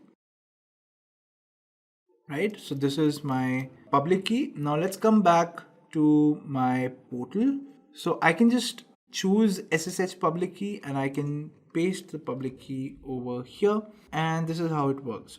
Now, if your key is verified, what you will get is a tick mark over here, which basically means that a key has been verified and now you can go ahead, right? So my key is now verified. What is the next step that I'll have to do? The next step that I'll have to do is I'll have to save the private key. Okay. So this is the public key which has been generated. What I have to do is I have to save the private key which I'll be using to connect to my instance. So in this case, you basically do not have to use any password. If you have this particular file which will basically be saved, once I click on yes, let's say I save it on the desktop, or let me actually save it somewhere else. Let me save it in C drive, and let me actually create let's say in the app folder, I'm just creating this private key file, and let's name it as Azure -key. Okay, and now I'll click on save. So my ppk has now been saved. If I want to go there, I can just go to C, I'll go to app, and I can see that Azure -key ppk is now present over here. Great. So this is done. Now I'll have to specify the username. So let's specify the username as Azure. You can specify any username that you want, right? So we have specified it as Azure. Now the next thing that it is asking is, do you want any inbound ports to be enabled on this particular instance? Now we will be connecting to this instance from our machine, right? And the protocol that we'll be using is SSH. So we'll have to open the SSH port. So we'll have to click on allow selected ports. And what port do I want to allow? I want to allow SSH port. Okay. Let's select HTTP also. Why? I'll tell you that in a few moments once we have the Linux machine up and running, right? In case this was a Windows machine, I will also have to enable the RDP port, which you can just tick over here. In my case, I don't need the RDP port. I just need SSH, and I need HTTP too. The use for it, I'll tell you as we move along. All right. So I want SSH and HTTP to be enabled. And what I can now do is I can just click on review plus create. And now it will basically just show me all the configuration for my VM, which is going by default, right? I can just review it, and that will be it, right? Now I'll show you something very interesting over here.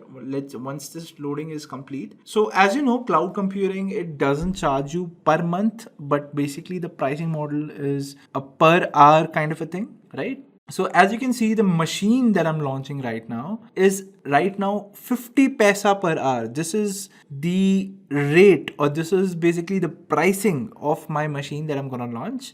So that's awesome, right? The next thing is the OS which is being launched is Ubuntu Server 18.04. That is also great. And if you want, you can actually look at the username, which is Azure. What are the public inbound ports? It's SSH and HTTP. The disk type is SSD. Is it a managed disk? Yes. The network, it's basically creating a new network for me, which goes by the same resource group name, which is demo-env. So what is going to happen is, guys, when I launch this particular VM, a lot of things will be created. It will create disks, it will create networks, and everything related to it will actually go inside that particular resource group, right? So I'll show you how to do that. Just click on create once you feel everything is right. And now my machine is basically getting created. Okay, so let's wait for a few while. It will take like a minute or so to deploy your machine. So let's wait for that time, and let's hope this deploys soon. So as you can see, it says your deployment is underway. Once it's complete, you will see a different message over here. So let's wait for that message to appear.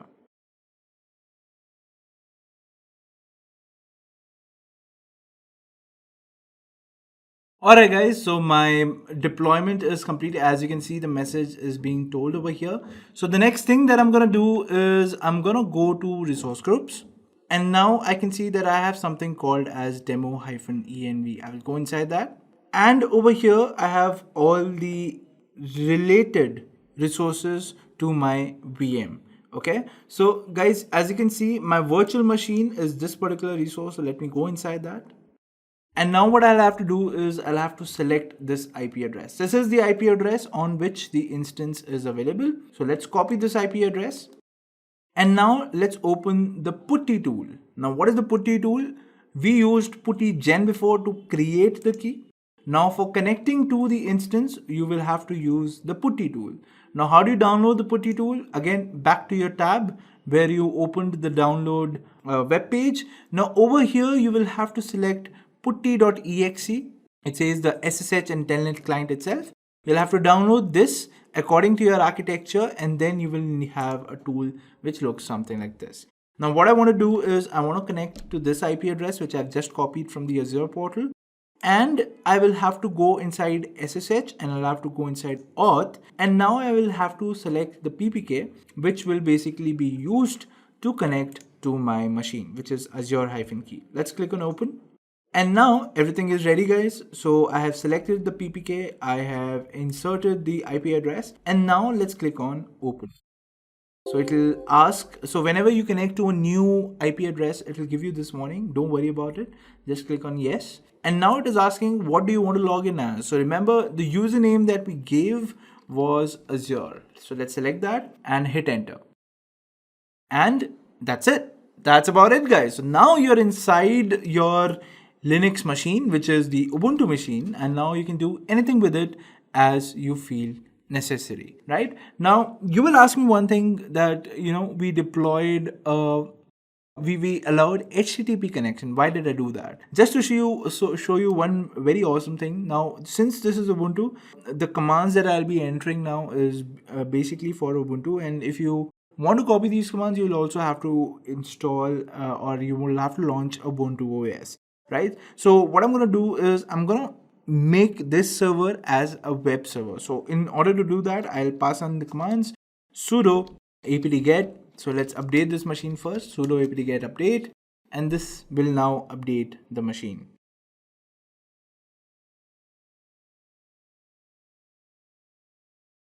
Alright, so my machine is now updated. Now let's go ahead and install Apache. So sudo apt-get install Apache 2.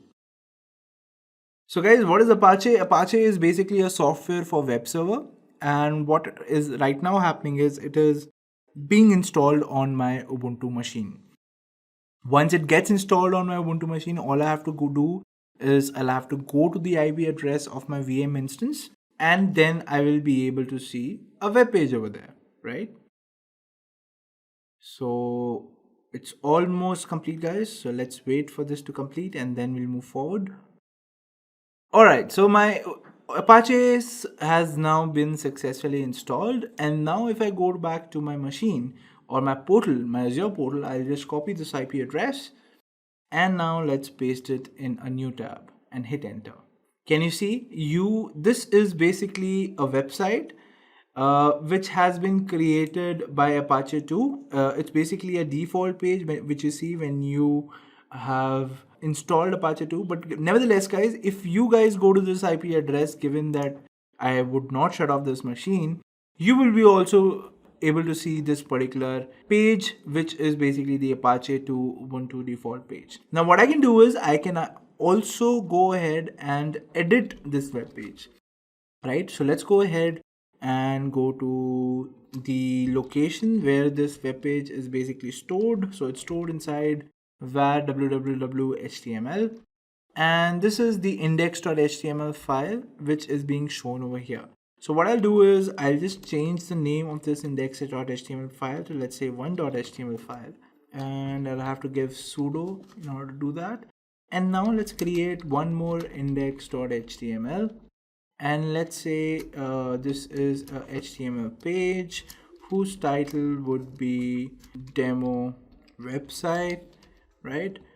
And the body of this would basically have a heading which would go like, welcome to Intellipaat's Azure. Okay, so this is what I specify. I close the headers, and I'll close the body, and I'll close the HTML as well. Okay, so I've closed the HTML, I've closed the body, I've given the H1, I've given the title as demo website. Let's save it.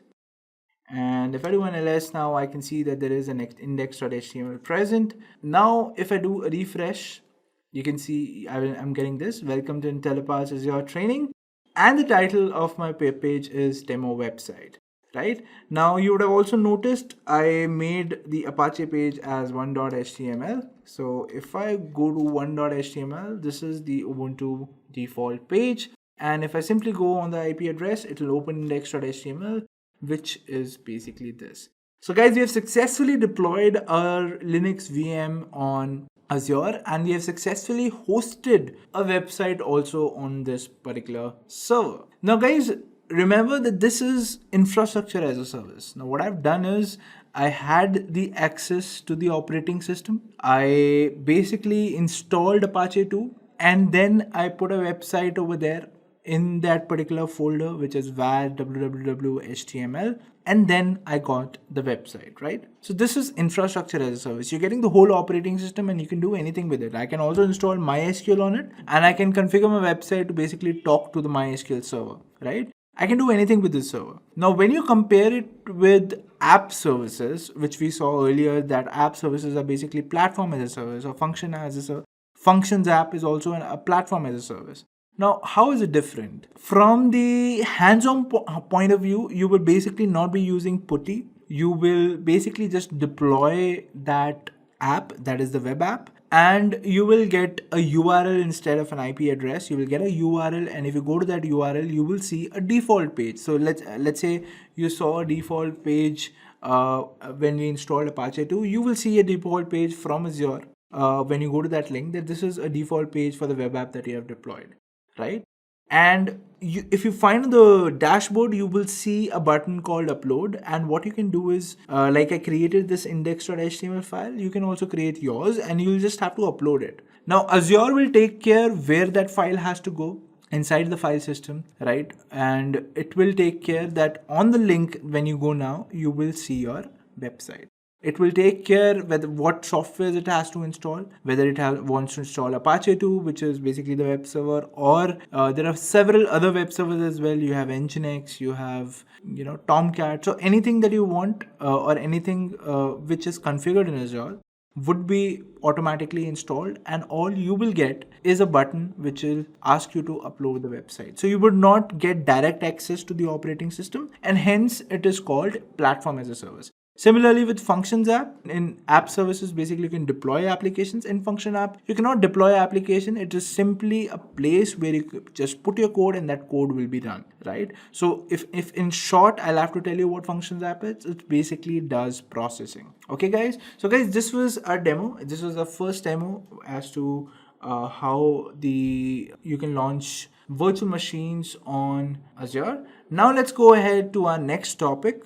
Alright guys, so next in our list are the networking services of Azure. So let's go ahead and start with them. So guys, basically there are 5 core services in networking that you should know of. The first one being the very important one, which is virtual networks. Now what are virtual networks? Virtual networks are basically isolated environments or isolated networks on the Azure infrastructure for whatever machines or whatever VMs that you launch in Azure, and if you want them to talk to each other. For example, I deployed an application where probably I would have a database, I would have a backend server, I would have a front-end server. Now all these servers have to interact with each other so that the whole application can basically function. Now how can they interact with each other? They can interact with each other only when they are on one network, right? So that is very important. Otherwise, they will have to interact with each other over the internet, but that is not a secure thing to do, right? A secure thing to do is when instances or when servers interact on their own private network, which is basically not accessible to the outside world. It is only accessible to the administrator who has possibly launched those instances. So in those cases, we need virtual networks. And also one more thing, that when you're using virtual networks, or if you're using private networks in Azure, you basically get a bandwidth of around 1 GB per second, right? That is the kind of bandwidth that you get when you are dealing with instances which are in the same network, that is in the same virtual network. But if instances have to interact over the internet, obviously the bandwidth will go down, and at the same time it is not secure, right? So whenever you want to launch any resource in Azure, which basically can be launched inside a network, they are launched inside a virtual network. And you do not have the option of launching an instance or a server without a virtual network. You have to launch it inside a virtual network. Now that if you don't want to use it and want to have instances talk over the internet, that is your choice.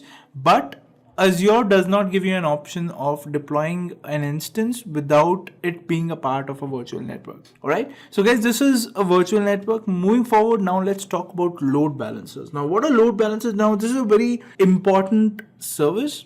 Reason being, when you deploy your application on cloud, one of the most popular reasons of deploying applications on Azure is because you can get high availability, which basically means you can launch your application on multiple servers so that even if one server fails, the other server can basically be their replica and they can serve the application, right? So this results in a high availability of your application. Now, what is a load balancer? A load balancer basically sits in front of multiple virtual machines which have the same application running on them, right? And it sits in front of it. Now, obviously, if you are a customer, you do not realize whether an application has been made redundant on multiple servers, right? If you go to facebook.com or if you go to Intellipaat.com, you wouldn't realize how many servers are actually working in the backend. So how is it possible, right? You have to know. Basically, servers, they have IP addresses, right? So you as a customer should know which IP address you should ping. But all you do is you go to a particular domain, let's say Intellipaat.com, and you get the website. So how is it actually working? So basically the way it works is that load balancer has its own IP address or domain name. And what the load balancer does is it basically randomly spreads the request out to the n number of servers it has. Let's say my Intellipaat website resides on 5 servers, wherein one is the primary server and 4 are the redundant servers, but all these 5 servers are basically serving my website. Now, when a customer comes onto Intellipaat.com, his request is processed in this fashion, that whenever he comes to Intellipaat.com, basically he is routed to the load balancer's domain name or IP address. And once a request reaches the load balancer sees which server basically has less load, right? And the server which has less load, it sends the request to it, right? Now, load balancer is also an important concept. You must have heard about auto scaling, right? Or if you talk it in terms of Azure, it's basically called VM scale sets.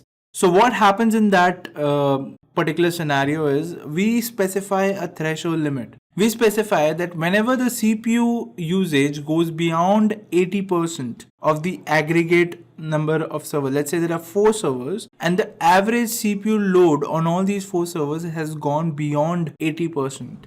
Right? So what happens in that case? It will basically launch a new instance. Now, when it launches a new server with the same application, your load balancer should also route traffic to it. And that is when load balancer plays a key role. It plays a key role when you're doing auto scaling, and at the same time, it plays a key role when you have multiple servers which are basically serving the same application, and you want to equally divide the traffic coming onto your servers, or basically coming onto your load balancer on your servers, right? So this is what a load balancer is, as the name suggests, right? But the load balancer in its most basic sense, it basically does it randomly, right? It randomly equally distributes the traffic among all the servers. It does not follow any protocol or rule as in how it has to basically divide the traffic, right? So this kind of process or this kind of procedure, when it is followed, it is basically called a round robin fashion of distributing traffic, right? The next kind of load balancer is the application gateway load balancer. Now, what is application gateway load balancer? The application gateway load balancer basically works a little different from the normal load balancer that we discussed earlier. So in the application gateway load balancer, basically the load is distributed based on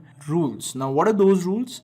Those rules are basically paths. Now, for example, if I go to intellipaat.com/blog, right, what will happen? I get to see the blogging website. And if I go to intellipaat.com/all-courses, I basically see all the courses which are there on the website. Now, how does that work? Now, if you are from an IT background, and if you understand how servers work, you might say that there must be 2 folders inside the root document of the server, wherein inside the all course folder you have the code for displaying all the courses, and inside the blog folder you have the code for showing all the blogs. But that is not actually how it works, right? So basically, if I were to talk about our infrastructure, the Intellipaat's infrastructure, we have a separate server for blogs and we have a separate server for all the courses that we have, right? Now, the load balancer that we use is an application gateway load balancer.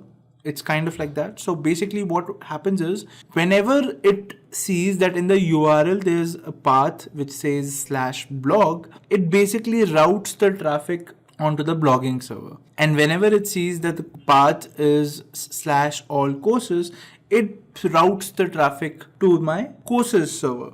So this is how it works. This is called path-based routing, and basically it works on the layer 7. So if you guys are aware of the OSI model, right? So according to the OSI model, the application gateway load balancer works on layer 7, right? Now, if you are not from CS background, if you didn't understand what I just said, it is okay. So in the most basic sense, what the application the layer 7 that it works on, in the most basic sense, what that means is that application gateway load balancer does path-based routing, right? Whatever path is there in the request, based on that path, it basically routes the request to a particular server. You can also define a default rule in case anything which is there except /blog and /all courses. If there is a default server that you want to send your request to, that is also possible. Like for example, you would have seen that some websites, if the link is not found on that website, they basically route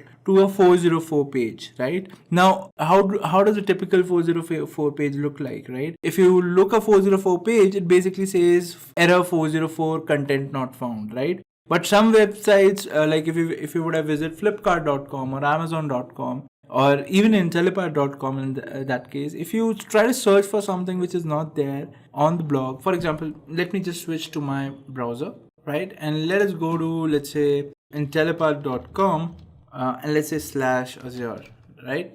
Now what will happen? It will basically give me a 404 page, and let's see how that looks like. Okay, so there is a /Azure thing. Let me do one thing. Let me type in some gibberish content and let me just search for that. So this should give me a 404. Right. So you can see I've got an oops page which says we were unable to find the page you are looking for.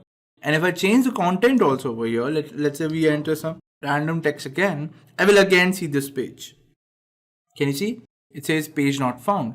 And this is similarly the way it happens for other websites as well. For example, if I go to amazon.in and I again search for something gibberish, let's see what happens.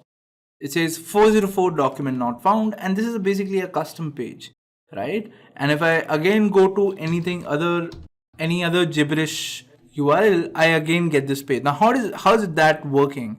So that is working because they also are using an application load balancer, which basically says anything other than the rules that we have specified. If someone goes or tries to go to a particular URL like the one that we have specified, route them to the 404 page, which is this, right? And that's how the application load balancer is bringing you to this particular 404 page. Right? So guys, this is the application gateway. The next service that we have in networking is called the DNS zones. Now, what is DNS zone? Now, any website that you go to, guys, you do not enter the IP address for that website, right? You basically enter a domain name, and that domain name basically gets you to the website, right? You never enter the IP address. So similar is the case with DNS zones as well. So what DNS zones helps you in is basically it helps you to route your domain to the Azure resource where your application basically resides. For example, you go to any domain website and you buy a domain. Let's say you buy a domain which is personalwebsite.xyz. Let's say you buy this domain. Now you want to route whoever is going to this domain, you want to route the traffic to one of the virtual machines that you have launched in your Azure portal. Now, how would you do that? For doing that, you will have to go inside the DNS zones service of Azure, and you basically will get some name servers, right? Those name servers are basically DNS servers that Azure owns, and those DNS servers you would have to specify in your domains. So where you bought your domain, you would basically get a dashboard wherein you can put the DNS servers which the domain that you have bought will ping on, right? For example, whoever would be going to personal website.xyz would basically be routed to those DNS servers that you will be mentioning over there, right? And those DNS servers you get from DNS zones.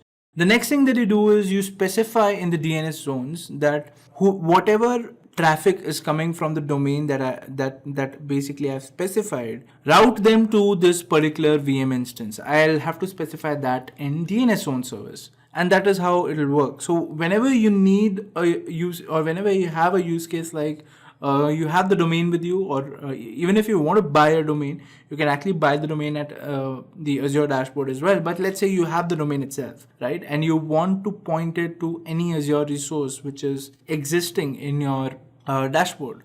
So the way to do that is going inside DNS zone, right? Our next service, guys, is again a very important service which is called CDN. Now, what is CDN? CDN basically means Content Delivery Network. Now, how does that work? What is a content delivery network? A content delivery network basically improves the time taken to basically serve you a website. For example, if you go to Amazon.com or if you go to Facebook.com, let's say, do you happen to see the speed with which the website loads if you have a good internet connection? It loads very fast, right? Now, where do you think the Facebook website is actually hosted, right? Now, what happens is, now Facebook is a multinational corporation, right? It's a big website which is actually being used by the whole world, right? So they have different data centers across the globe from where the requests are basically served. But let's talk about a smaller scale website. Let's talk about Intellipaat.com, right? We don't serve the whole world. We basically might have around 400 to 500 people at a particular time on our website, right? Now, what happens is we get traffic from across the globe, right? We want everyone to have a speedy experience when it comes to them using our website, right? Now, what are the ways that I can ensure that? Let's say my traffic is coming from US, right? The traffic that comes from US is like, let's say 60% of my overall traffic. So what I can do is I can set up my data center in the US so that the US people will actually get the website fast, right? But let's say someone is accessing the website from Japan. So in that case, what he will have to do is whenever he goes to Intellipaat.com, the request will basically be sent to the US servers, and from the US servers, the request will come back, and that's when his website will start to load, right? So this basically increases latency. Latency is basically response time of a particular application. In our case, it's a website Intellipaat.com. Now, if you want to reduce latency, what are the different ways to do that? The different ways to do that is, the first way that you can do it is you can basically open a data center in Japan as well and load all your, scale up the number of servers that you have, and then also put your website over there. And whenever people from Japan will basically be accessing your website, they should be seeing the Japanese version of the website. And the people in the US, they should be seeing the US version of the website. The people in India should be seeing the Indian version of the website, right? That's how it works when you use an e-commerce website like Amazon. So you have Amazon.in, you have Amazon.com. For Australian people, it's Amazon.au, right? So for different countries, it has the different extension, which basically means that that particular website is being served from their home country's data center, right? But there is another way to basically serve your website faster, and that way is basically called CDN. Now, what is CDN? CDN basically caches all your static data, right? For example, what kind of static data are we talking about? Let's talk about videos. Let's say my Intellipaat website also plays videos in the self-paced courses. Now, if you are a person who is in Japan, and let's say my servers are there in the US, so what will happen is, the moment you try to play a video on my website, that video will get downloaded to the nearest location of an Azure data center, right? So while you're watching that video has been downloaded on the data center of the Azure premises in Japan. And what happens later is basically whenever any other person in Japan would try to access that website, he will get access to it through the Japan server rather than the US server. So what you have done is you have set up your servers in US. You have not set up your servers in Japan. But what you have done is you have basically enabled CDN on your website. And what happens in that case is all the static content is basically loaded onto edge servers of Azure. So whatever servers are used to cache data, cache static data in the CDN services are called the edge servers, right? So whoever is accessing my website from whatever part of the world, if they have a Azure data center near them, my content will basically automatically get downloaded over there. And whenever there is a next person who is trying to access it, that already downloaded data will be served to him directly. And that's how I reduced the latency of my application without setting up servers in different locations for different kind of traffic that I get, right? So this is how it drastically reduces cost, because I'm not launching new servers, and at the same time, it serves the purpose of reducing your latency of your application. So this is what CDN profiles is, guide. So guys, these were the core services in networking of Azure, right? Now let's move forward and talk about the next set of services, which are basically the storage services. Alright, so guys, next in our list, we have the storage services of Azure. So let's go ahead and have a look at them. So guys, essentially, there are 6 services that you should know of while you're using Azure in terms of storage. The 6 services are Blob, file storage, tables, queues, data lake storage, and Databox. So let's discuss them one by one. The first one being Blob. Now, what is Blob, guys? Blob basically means binary large objects, right? So if you have binary files and you want to store them on Azure, Blob storage is the answer for you, right? So it can store anything from music files or it can store video files. It can also store text documents. Any kind of file that you want to store on Azure can be stored on Blob. Now, Blob also can be used in conjunction with your websites, and it can basically act as a storage server for you, right? It also enables you to host content which is publicly accessible over a link. It can also host static websites on its storage. So that is what Blob is, guys, right? So most of the time you would see that companies, if they have a website, all its static content is actually picked up from the Blob, right? So this was about the Blob, guys. Our next service is file storage. Now, what is file storage? File storage is basically a shared file storage that can be used with multiple computers. That basically means if I have 5 servers, right, and let's say they need a particular file for their working, and all these 5 servers basically need the same file. So what I can do is I can basically create a drive, or I can create a storage point on file storage, and all these 5 servers can be used to basically mount the file storage drive on them, right? And any change that is done from one server on the central repository of file storage, all those changes would be reflected on all the next 4 servers. The use that I can think of for file storage is, let's say you have an application which writes data onto a particular file, right? And basically this application of yours is spread across multiple servers to ensure it is highly available, right? Let's say you have an application which basically writes data, right? And this application is spread across 5 servers.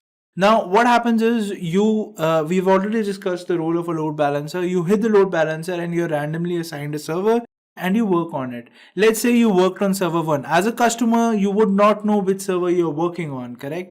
Let's say you worked on server 1, right? You saved your changes and now those files are now saved on server 1. But the next time you hit the URL, now you are on server 3. If you are on server 3, you would not realize it, but your work, you would expect it to be there on server 3 as well. Now here comes a problem. If there is no central storage for all these 5 servers, they will be asynchronous in nature, in the sense that they will not sync data with each other. Whatever changes are done on the first server, the third server, the fourth server, and the fifth server will be unaware of it, right? And that is when arise the need of a central storage, and that is what file storage is for, right? It basically uses the SMB protocol. So basically SMB 2.1 and 3.0 is compatible with file storage. And recently, even Linux platforms like Ubuntu, CentOS, and even macOS have started supporting SMB, right? So it essentially would recommend you to use SMB 3.0, but there are some OS versions which could have SMB 2.1. For example, if you're using Ubuntu 16 or Ubuntu 14.04, they are basically using SMB 2.1, right? So it has the backward compatibility as well for older OS like Ubuntu 14.04. So if you want to mount drive on Ubuntu, which basically is hosted on Azure file storage, you can do that using the SMB protocol. There are a list of softwares that have to be installed. More on that we can discuss when we study file storage in detail. But for now, because we are in a tutorial session, I just told you what file storage is used for. So if you were to ask, or if you were to think of a use case where you need a central storage kind of a thing, now you know that you have to use Azure file storage. Moving on, guys, our next service is Azure Table. Now Azure Table is basically a NoSQL data store, right? And it can help you to store structured data, right? It basically can store structured data. It has tabular columns and tabular rows in which you can save data, but it is NoSQL in nature, which means the data does not have to be in symmetry, right? Your next data could have 8 columns, the third row could have 2 columns, the fourth row could have just 5 columns. It could take any kind of data, but the only condition is that the data should be structured among columns, right? So if there is any kind of need for storage of data of this kind, you can use Azure Table. Our next kind of storage is Azure Queues, which basically is used with stateless systems, right? Systems which do not know of what all jobs are executing on the counterpart or on the replicated servers of their application. For example, let's say there is an image processing website, and what it does is the moment you upload an image, you can process the process the image according to your need, right? So what happens in this case? Let's say there are 200 people on the website and they have all pressed the process image button together. Now what will happen? There are 200 images that have to be processed, and obviously not all 200 images can be processed at the same time. So what happens is the images are processed one by one, and let's say in the backend server where the processing is done, there are 5 servers who are doing the processing, okay? Now all these 5 servers, they pick up an image at random from the queue. So let's say the queue is first in, first out. Whichever image comes first goes out first as well. So whenever the job of the first server is done, let's say it was doing a processing on an image and the image processing is done, it picks up another image from the queue. The second server would also do the same. The third server would also do the same, right?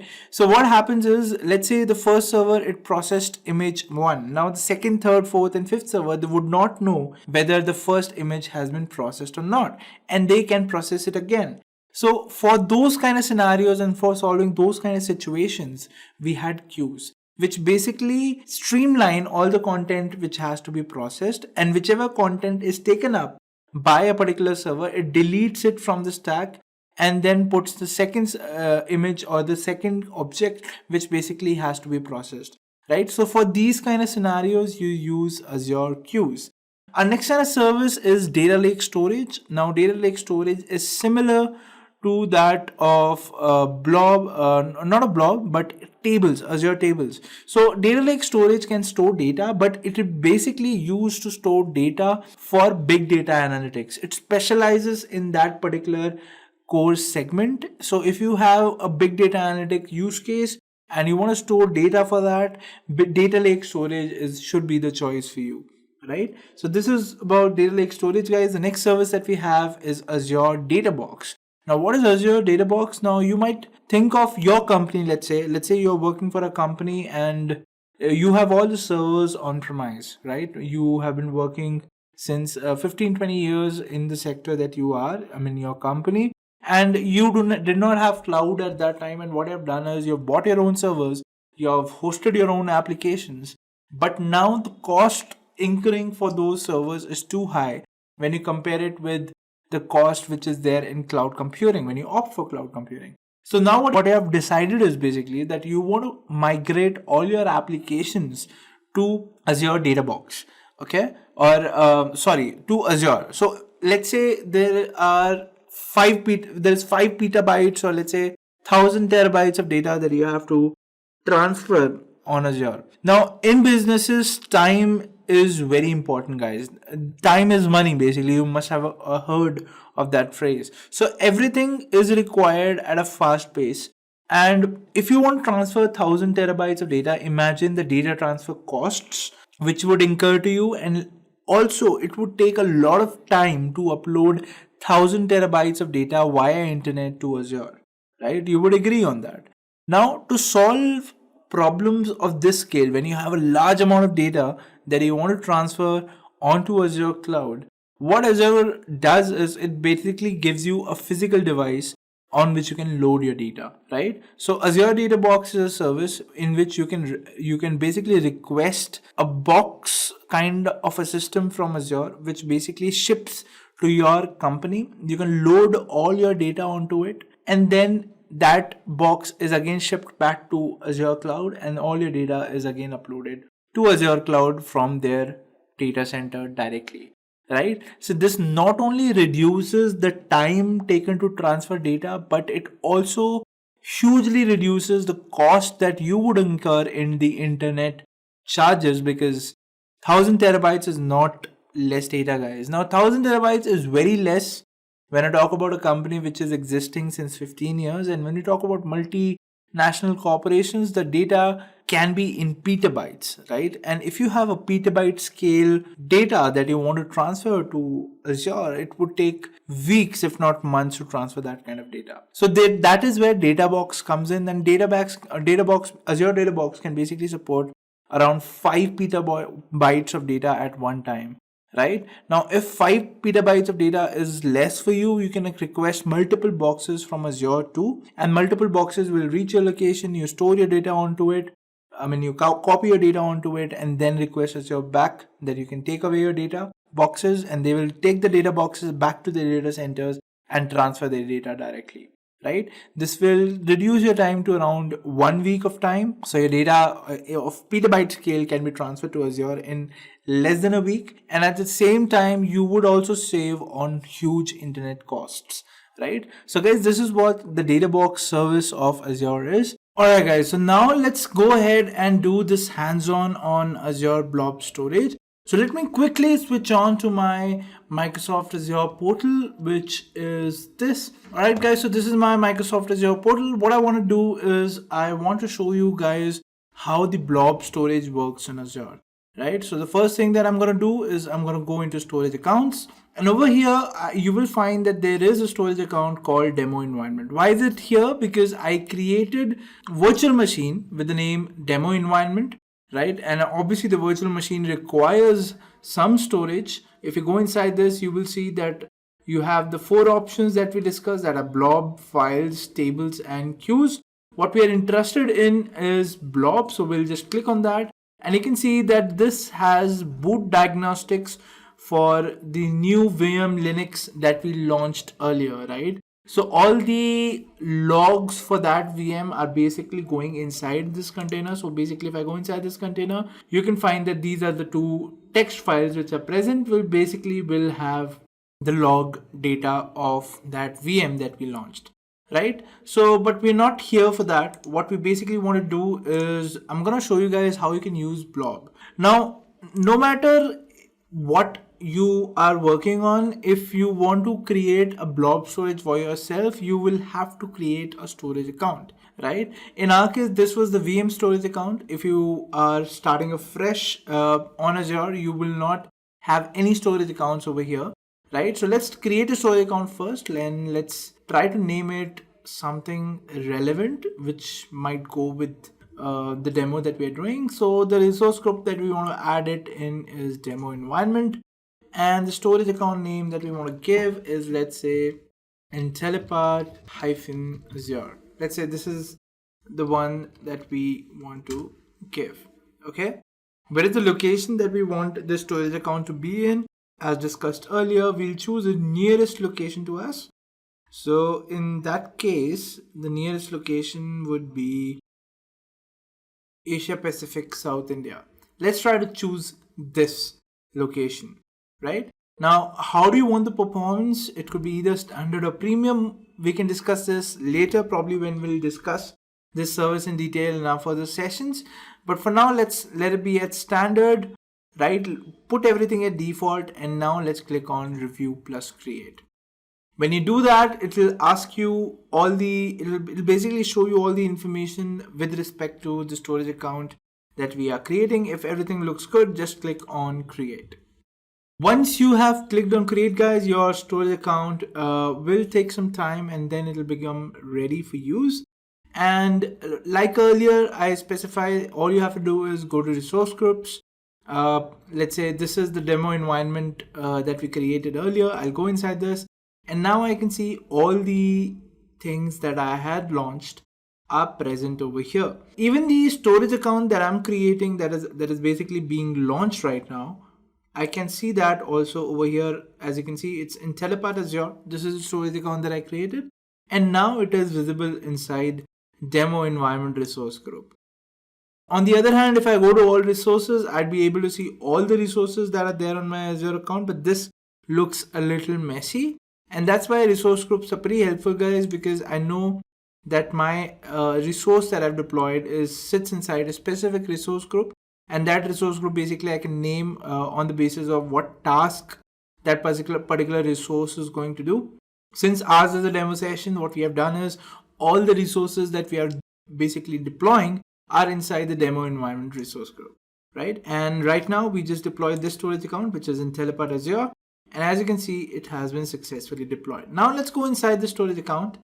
And like we saw earlier, you see a similar user interface over here.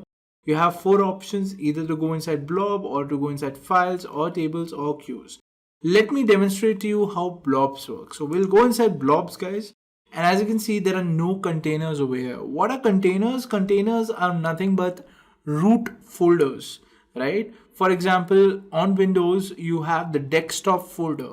So desktop folder becomes the root folder. Or to give you a better example, let's say you go to the C drive of your computer, right?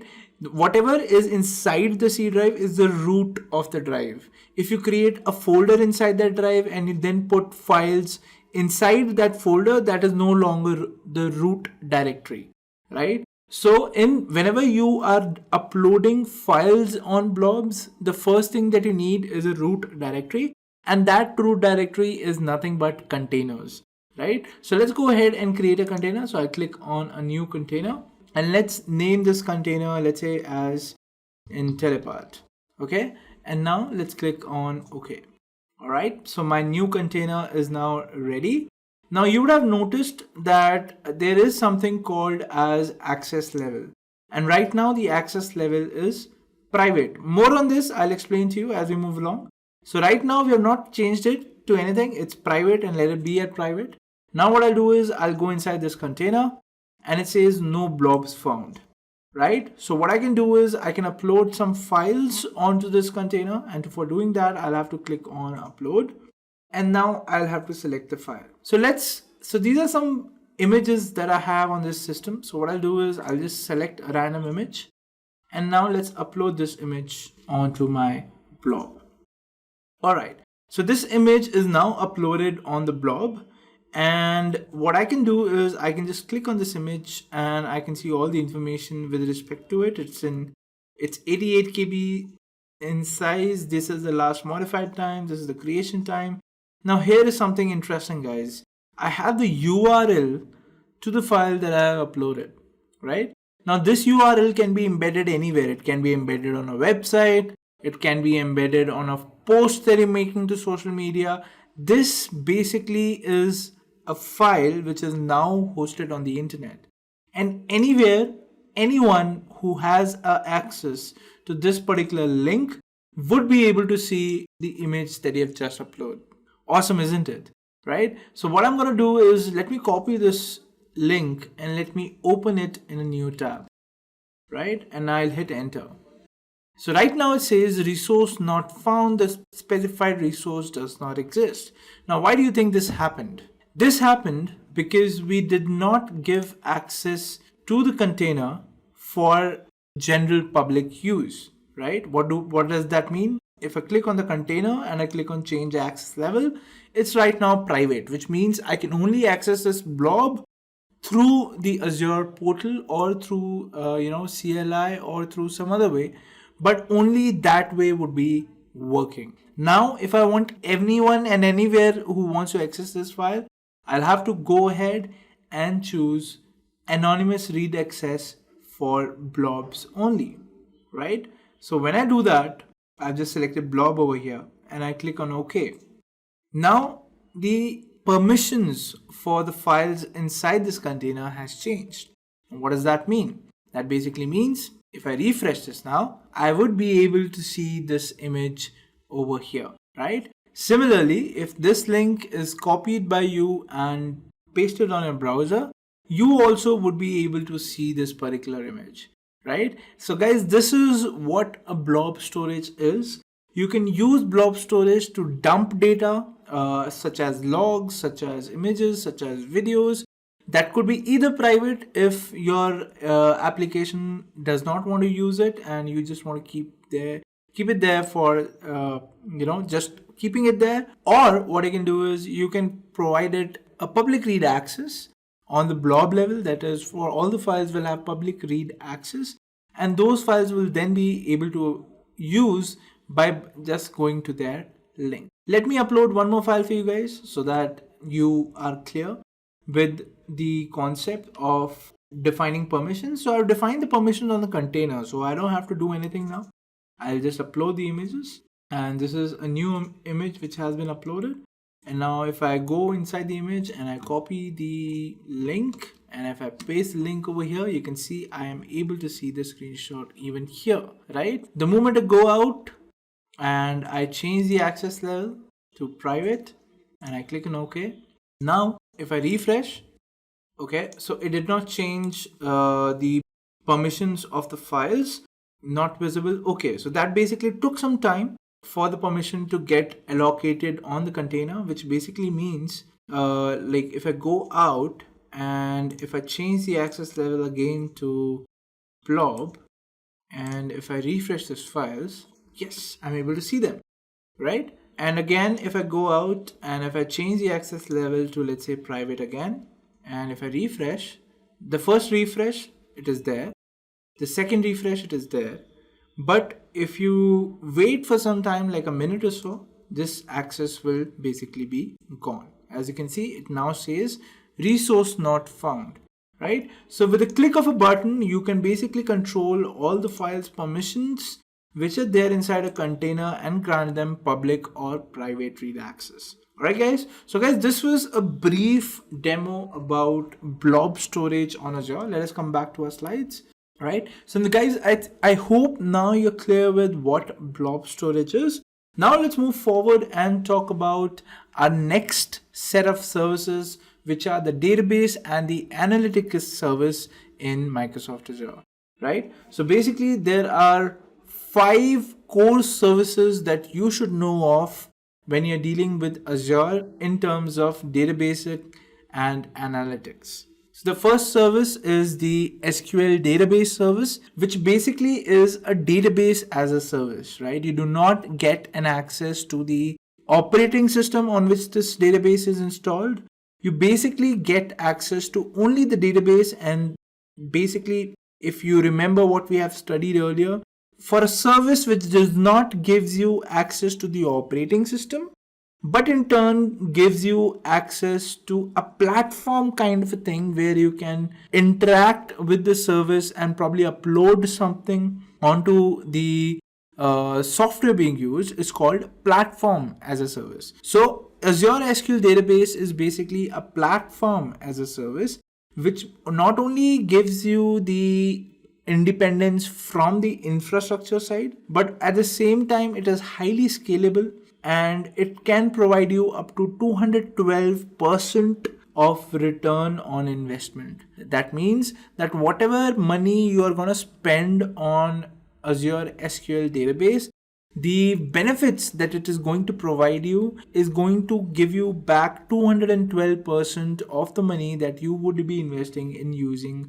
Azure SQL database. Isn't that interesting, right? So guys, this was the first service among the database analytics services in Azure. Our next service is Cosmos DB. Now guys, Cosmos DB is basically a fully managed database service again, just like SQL Server. But in this case, what happens is your database is extremely highly available, which means it is distributed throughout the world using Azure regions, and it is highly available, right? So basically what happens is when you launch a Cosmos DB cluster, it distributes or it creates a replica of the database in multiple regions as you specify, right? And the cool thing about Cosmos DB is whatever region you want to close or want to stop, and probably you do not want your database to be replicated in a particular region, you can do that with the click of a button. If you want it again in some other region, you can again do that with a click of button. So everything is fast, everything is at one, the whole control is at one central place, and you can replicate your database accordingly with that one platform or with that one Cosmos DB dashboard that you get, right? Now again, you have multiple models that you can implement in Cosmos DB. For example, you can implement multi-master replication, or you can implement multi-write regions replication, which basically means usually when you have a distributed database which is highly available, you have one region where all the writes take place, but the read can actually be done from any of the regions where the database has been distributed. But in case of Cosmos DB, you also have the option of configuring multi-write regions, which basically means that let's say I'm in India and I'm a user who's using your application. Right now, if I am using your application, probably the website is being served from the nearest edge location of my location. For example, you must have enabled content delivery network on your website if you want to decrease the latency on your application. Right now, to decrease the latency of your application, you've implemented CDN. So I am being served the website from the nearest location of my home from where I'm accessing your application. And at the same time, the application itself is also accessing the database, right? Now imagine the website is fast, but the processing that it does, that is the data that it has to fetch from a particular database, it exists in altogether a different region, which is on the other part of the world, right? On the other side of the world, right? That will again increase the latency of your application. So you don't only need your front-end component to be highly distributed, you also need your backend and your database to be highly distributed and highly available, right? And that is the sole reason when you are dealing with a audience which is spread across the globe, you also have to take care that the processing that each of these guys are doing would also be available to them in the lowest time possible. And for that, what you have to do is the backend processors or the backend servers and the database servers also have to be near them, so that whenever they're writing any information, that also information can be written faster. Now, if you have a write one and read anywhere kind of a distribution, in that case, you will have to write at a central location. Let's say the central location is the US, and your databases, which are basically the read replicas, are actually distributed throughout the globe. What are read replicas? Read replicas are basically the copy of the central database from which you can read the data. And these read replicas basically get synced or basically are synced with the central database with the so whatever you write on the database is automatically and quickly replicated on the read replicas as well. So it's very fast, right? So in terms of reading the data, you can get a very low latency, but in terms of writing the data, if you want low latency as well, then you need to have multi-write regions, and that is exactly what this feature is for.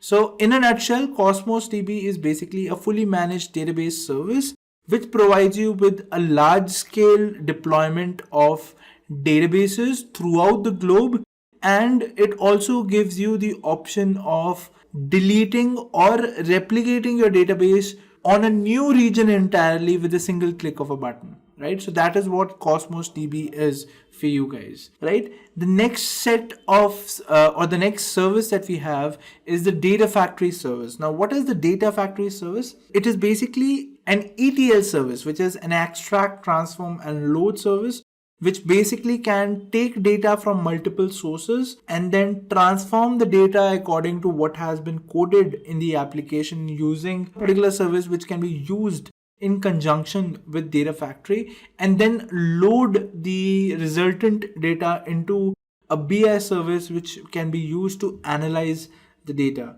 right? So usually when you're doing this kind of an infra setup, you need a lot of planning, you need a lot of mediators between the technologies which are being integrated. For example, the data can be coming from multiple sources such as social media websites, it can be coming from emails, it can be coming from chats, it can be coming from reviews, it could be coming from anything, right? So all these data sources are basically first of all aggregated, and the data is first put in the raw form in one particular place.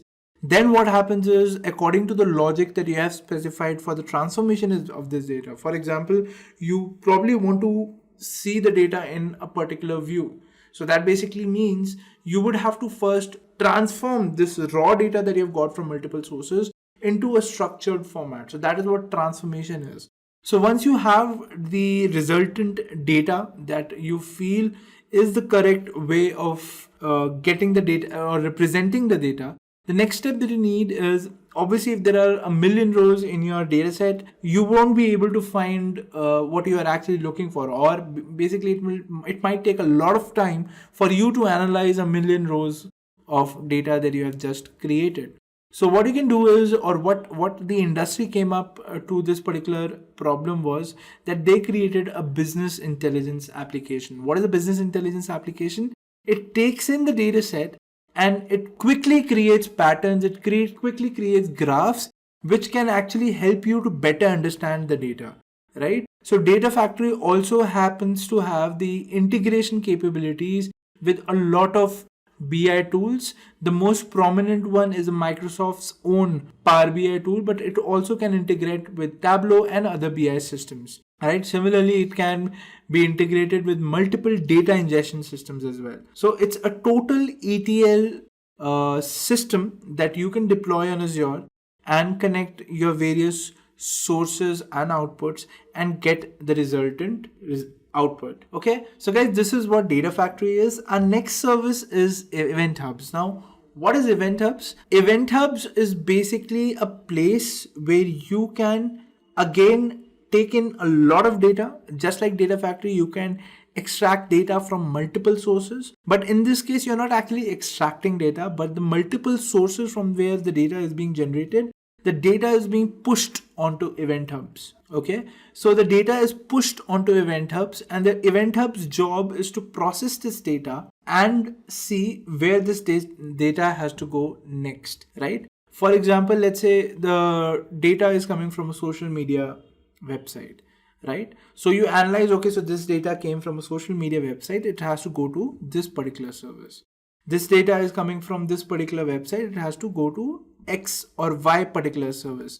Similarly, you have millions and millions of data coming every second, or data packets coming every second, and the sole job of Event Hub is to basically analyze each packet and redirect it to the corresponding consumer of that packet. Right? So this is what Event Hubs is for you. So this is done very fast. So the speeds claimed by Azure is around 1 Gbps. That is, it can process 1 GB of data per second. So the messages coming to Event Hubs can be processed that faster. And it also does parallel computing of each data packet. Right? So this is how, or this is what Event Hubs is for, guys. Now, obviously, Event Hubs cannot be just used alone, right? You have to use it in conjunction with a host of applications. For example, the producers, that is the data producing resources, have to first combine with an Event Hub, and then you have to define the rules in Event Hub as to what data goes where, or what data goes to which consumer, right?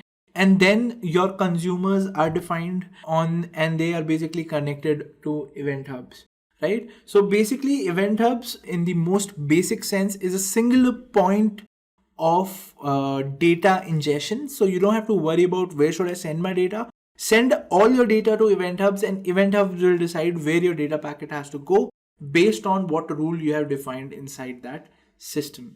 Okay, so guys, this is what Event Hubs is. Our next service is Data Lake Analytics, right? So we already saw what Data Lake is. So Data Lake is basically a storage for big data analytics, right? So Data Lake Analytics is basically a distributed cloud-based data processing infrastructure, right? So it is basically architected to perform data processing on the big data. I mean, the data that you stored on Data Lake has to be processed by something, right? And that processing can actually be done by Data Lake Analytics. So it is basically, the architecture is based on Yarn. So Yarn is basically a component of the Hadoop ecosystem, and it can also and basically pairs with the Azure Data Lake Store, or where basically we have stored all our data and can perform the analysis on the scale of big data analysis. That is, big data is huge amount of data with variety of data in it, right? So all the data has mixed and matched fields, right? The data is in the rawest form possible, and the processing can be done only by using selected tools, which can actually make that happen. If you use simple tools or if you use traditional tools, the time taken by those tools to process this amount of data will be huge, right? And that is why you need Hadoop tools to basically make this process faster. And Azure has used the same technology that Hadoop uses and has made it even faster for you, right? So Data Lake Analytics is used in big data analytics. It will basically used for processing data. And what data? The data which you store on Azure Data Lake Store, right? So this is what Data Lake Analytics is, guys. Moving forward, guys, now let's move on to our next domain, which is the AI and machine learning domain in Azure. Alright guys, so in Azure, you basically have three core services in the AI and machine learning domain. The three core services are cognitive services, then you have bot services, and then you have the awesome machine learning studio. So let's understand each of these services one by one. The first service is the cognitive services. Now, what are cognitive services? Cognitive services in Azure are basically APIs or SDKs, which have been developed for a developer, which can be integrated in his application. And these APIs and SDKs basically interact with the machine learning models which have been created in Azure, right? So cognitive services would include services like Vision, which basically gives you image processing capabilities. It also has text analytics services, which can basically do natural language processing for you. So all these services in Azure are ready to use, and to use them, you'll have to integrate them with your applications. And those integration can happen with the help of APIs, it can happen with the help of SDKs. And once your application is integrated with these services, you're charged on the basis of the number of requests that you make to these particular services. For example, the Vision service in the cognitive services of Azure is pretty awesome. Any image that you upload, it will tell you each and everything in the image, whatever is present. And how is that possible? Basically, Azure has processed thousands and millions and even billions of images already, right? And they have trained their image processing machine learning model in a way that now it gives accurate results, right? So instead of creating your own machine learning model for image processing, you can actually use the Azure's machine learning model and you can get your work done. So it might have used deep learning, it might have used the only machine learning, we do not know. But the results are very accurate. And if you want to use AI and machine learning capabilities of Azure, so the models which are trained by Azure, if you want to use them directly, you can actually use the cognitive services of Azure, and to integrate them with your applications, you have several APIs and SDKs available to you. So this was about cognitive services, guys. Now there is a derivative of the cognitive services that Azure has launched, which is basically called the bot service. Now what is the bot service, guys? The bot service is basically a chatbot which has been developed by Azure, which is totally based on AI, and it basically makes uses of the natural language processing service or the capabilities which are basically there in the cognitive services of Azure. It makes use of that, right? And it is very to the point, and you don't have to train the model to become expert in the conversation that you're having, but it can actually learn from every conversation that you have with the AI chatbot of Azure, and you can actually tweak its setting so that it becomes custom designed for you, so that your customers get the right answer every time they ask a question from the bot service of Azure, right? So in a nutshell, Azure bot service is nothing but a chatbot service. It's a pre-built chatbot service which you can integrate in your application, and this chatbot service has already been trained by Azure, and it gives accurate answers to questions. And but obviously you'll have to tweak it according to your applications. You'll have to do some settings so that it answers the correct way of answering. The answers would be according to you and according to your domain of application.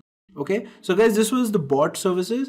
Our next set of service is the machine learning studio. Now, what is the machine learning studio, guys? It's basically a very simplified version of using machine learning. For example, the most simple language that I think for starting off in data science is R, right? So as a beginner, if you start using R or start learning R, you will have to spend some time to first of all understand the syntax, how it works, etc. And then you'll get a hang of how to create models, how to train them, how to test them, etc.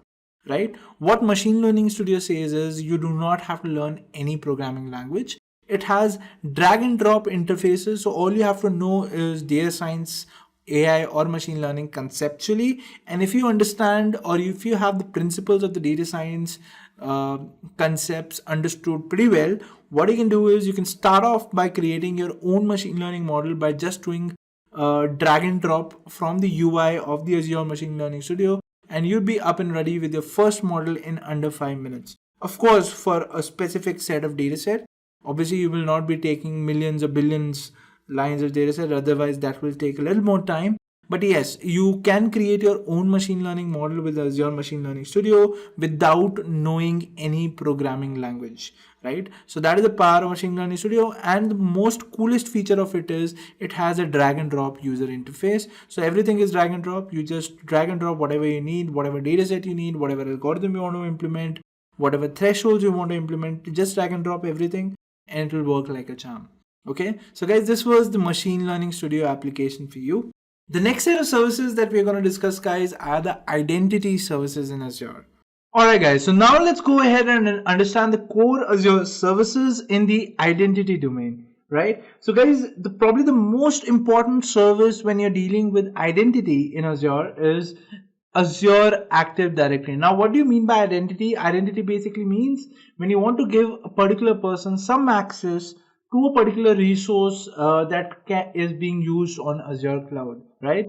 So Azure Active Directory is basically a fully managed multi-tenant service from Microsoft that basically offers identity and access to particular users in your organization. Now, if you're acquainted with how a Microsoft Windows server works, you would know that there is a server Active Directory as well, right? There's a Microsoft Server Active Directory as well, in which you can specify for your on-premise applications which users have access to what extent, right? For example, some people can just have read access, or some people can have read and write access, or some people can even have admin access to a particular application, right? And the most important part about Azure Active Directory is that it can integrate with your on-premise Server Active Directory and can also authenticate people who are there on the on-premise infrastructure and want to use the on-premise resources or on-premise software can also be authenticated using Azure Active Directory. And if those on-premise users then you want to use resources on Azure, that also will be authenticated using Azure Active Directory, right? Now, how does all this works? So it's a very simple concept, guys. What you can do, you can actually add users in Azure Active Directory. Directory, right? Now you can add individual users and you can assign individual roles to each users. For example, if there is a SaaS application which you have deployed on Microsoft Azure, giving access to that particular SaaS application to a particular user would be possible by just adding a user and giving him the access of that SaaS application, right? And you can also do a mass allocation of a particular permission. For example, let's say you want to give administrator privileges to a set of people. Now, how would you give that? So one way is, whenever there is a person who comes into a company whom you think can be given admin access, you will add his user and provide him the admin access. Or what you can do is you can actually define a group on which you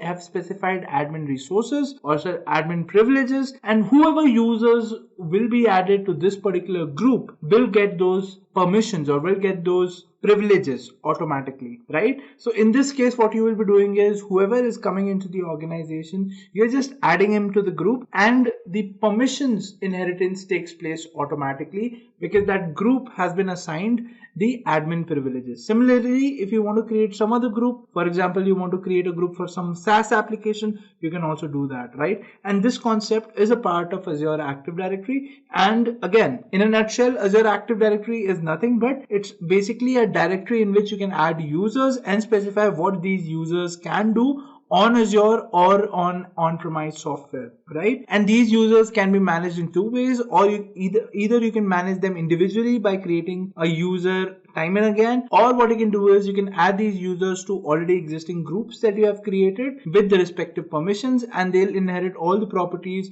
which have been specified to that group. Okay, so guys, this was the Azure Active Directory, and this was about the identity domain in Microsoft Azure. Moving forward, guys, now let's talk about the management tools in Microsoft Azure that are very important for you to know while you're working as an Azure professional. Alright guys, so let's go ahead and understand the management services of Azure. So the first service is Log Analytics, guys. Now what is Log Analytics? So basically the full name of this service is Log Analytics Workspace. Now what you can do with Log Analytics Workspace is you can dump all the logs with respect to what is happening on a particular Azure resource onto this workspace. Now how do you do that? The first thing that you do is you basically go to your management console and you go to Log Analytics Workspace. Over there you will have to create a Log Analytics Workspace and specify the name anything, right? It's pretty straightforward. Once you have specified that, the next step would be to add a data source. So if I were to show you quickly, I can just jump on to my management console. I can go to Log Analytics Workspace, which is somewhere over here. Here it is. Now here's a sample Log Analytics Workspace that I've created. I'll just go inside it, and as you can see, it says connect a data source. So you can basically connect Azure virtual machines over here, or you can specify some other sources if you want to. And you can also specify Azure activity logs to stream over here, right? So this will start accumulating logs in this workspace. Once that is done, we'll have to specify monitoring solutions as to how you want to read the logs and what do you want to do with respect to a particular level of logs. For example, you have info level, you have critical level in logs, right? This basically tells you that a particular command failed or a particular command passed. So if the level, so the level field of a log, if it, let's say info, that means it's fine, it can go ahead. But let's say the level field in the log. So what do I mean by level field? A level field is nothing but you can specify in your log notation that whenever there is an error, I would specify a term such as level, okay, and I would specify that is equal to critical. But if things are okay, it's just for a know-how as to which command has been executed and that command executed successfully. In that case, I can specify the level as info. Okay, and then I can specify in my monitoring solution that whatever log comes in, check the level field in that log. And if the level field is critical, you can flag that log basically. So all that can be configured inside the monitoring solution. So if I were to click on view solutions, you can actually check out what all monitoring components you can actually add on your Log Analytics Workspace. So as you can see, you can add Azure Security Center, you can add optimized catalog. So there are a lot of things that you can basically add on to monitor logs, right? You can choose according to your will. It is available in Azure Marketplace. So once you specify the monitoring solution, your log starts to flow in, and in your monitoring solution, you have to specify which logs to flag, and that's how it's gonna work, right? So this is the log analytics service in Azure, guys, and it helps you to manage your Azure resources effectively, pinpoint where the problem is occurring, go over there and see the logs, see on which command the problem occurred, fix that problem, and then go ahead with your daily routine. So this is what log analytics is, guys. The next service is cost management and billing. So this is basically a native application of Azure, guys, which helps you to manage your bills in Azure, right? So for a few things which I can tell you on the top of my head, which comes in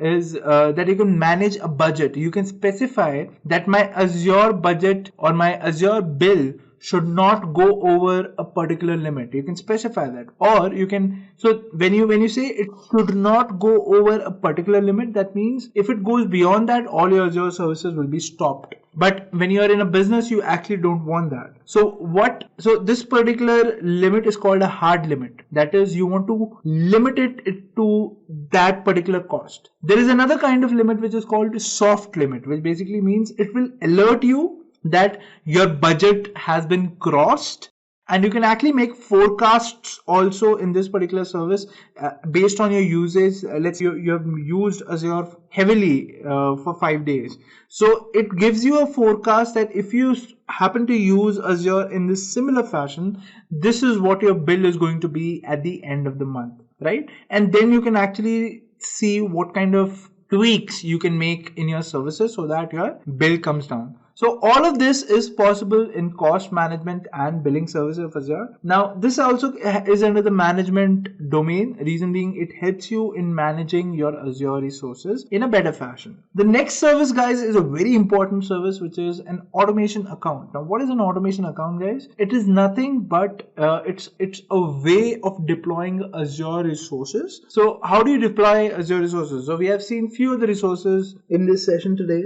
wherein we deployed a virtual machine, we deployed a storage account. So all of that was possible one by one. I mean, I had to go manually into that service. I had to click on that. I had to specify a name, and that's how, you know, my resources were deployed. But in automation account, what happens is you can create runbooks. Now, what are runbooks? You basically specify a code wherein you specify all the resources and their names and their configurations that you want to deploy.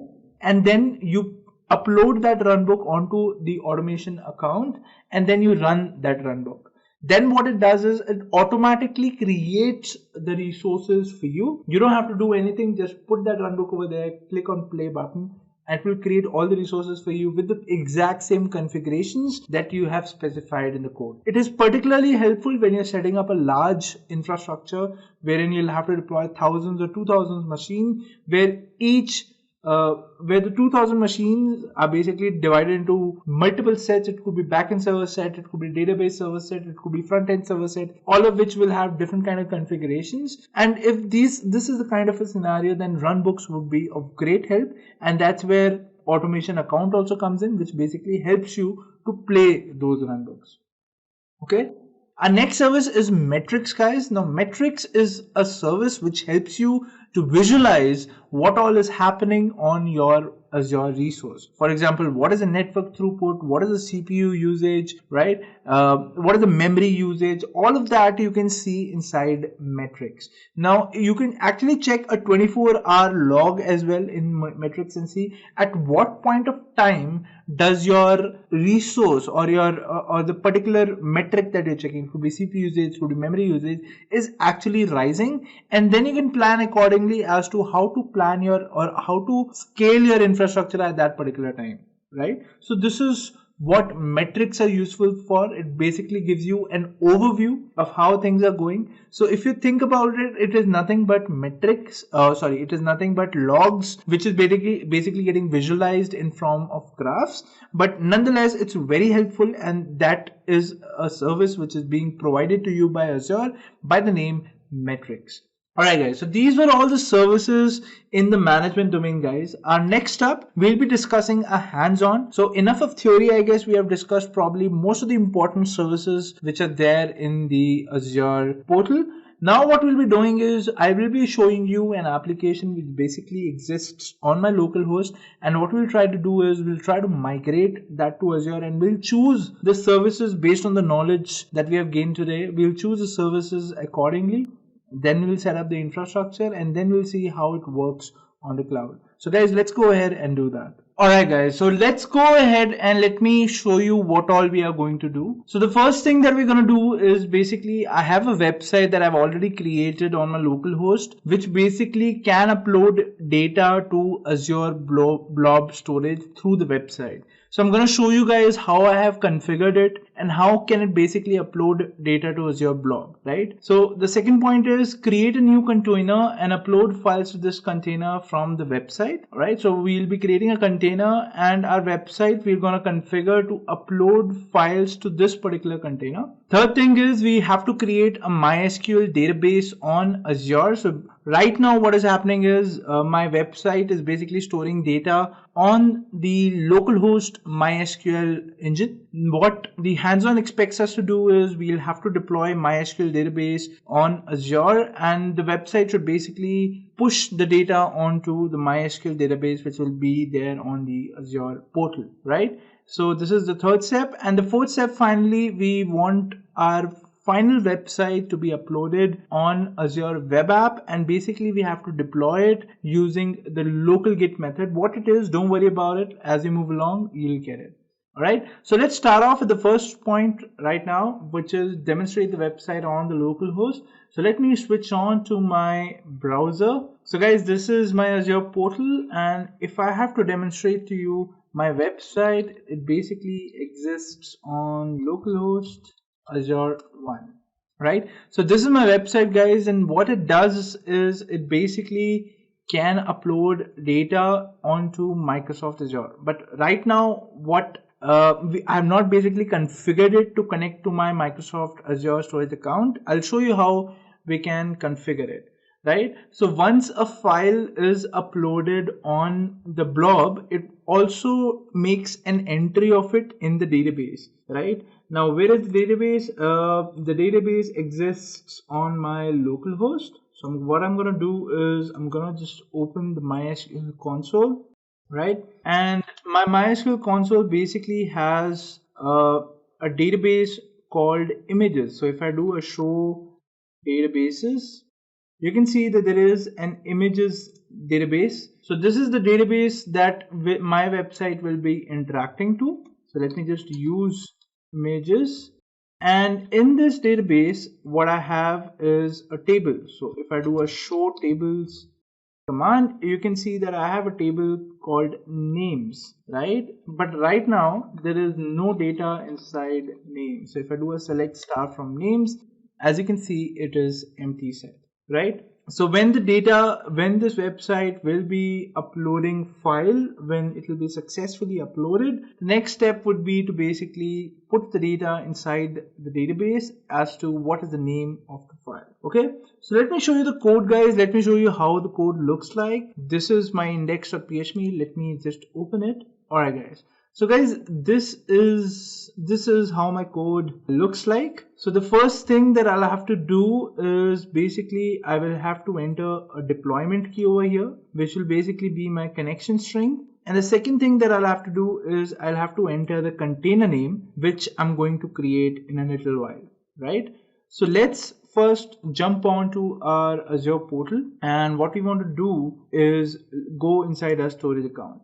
So guys, this is my storage account, and what I want is the deployment key. So in the storage account, you will have to go to access keys, just go inside that. And here you will find two keys. You can take any of these two keys. So what I'll do is let's say I take key 1, and this is the connection string. So I'll have to copy this, and I'll have to come back to my code, and I'll have to replace it over here. So let's replace the deployment key.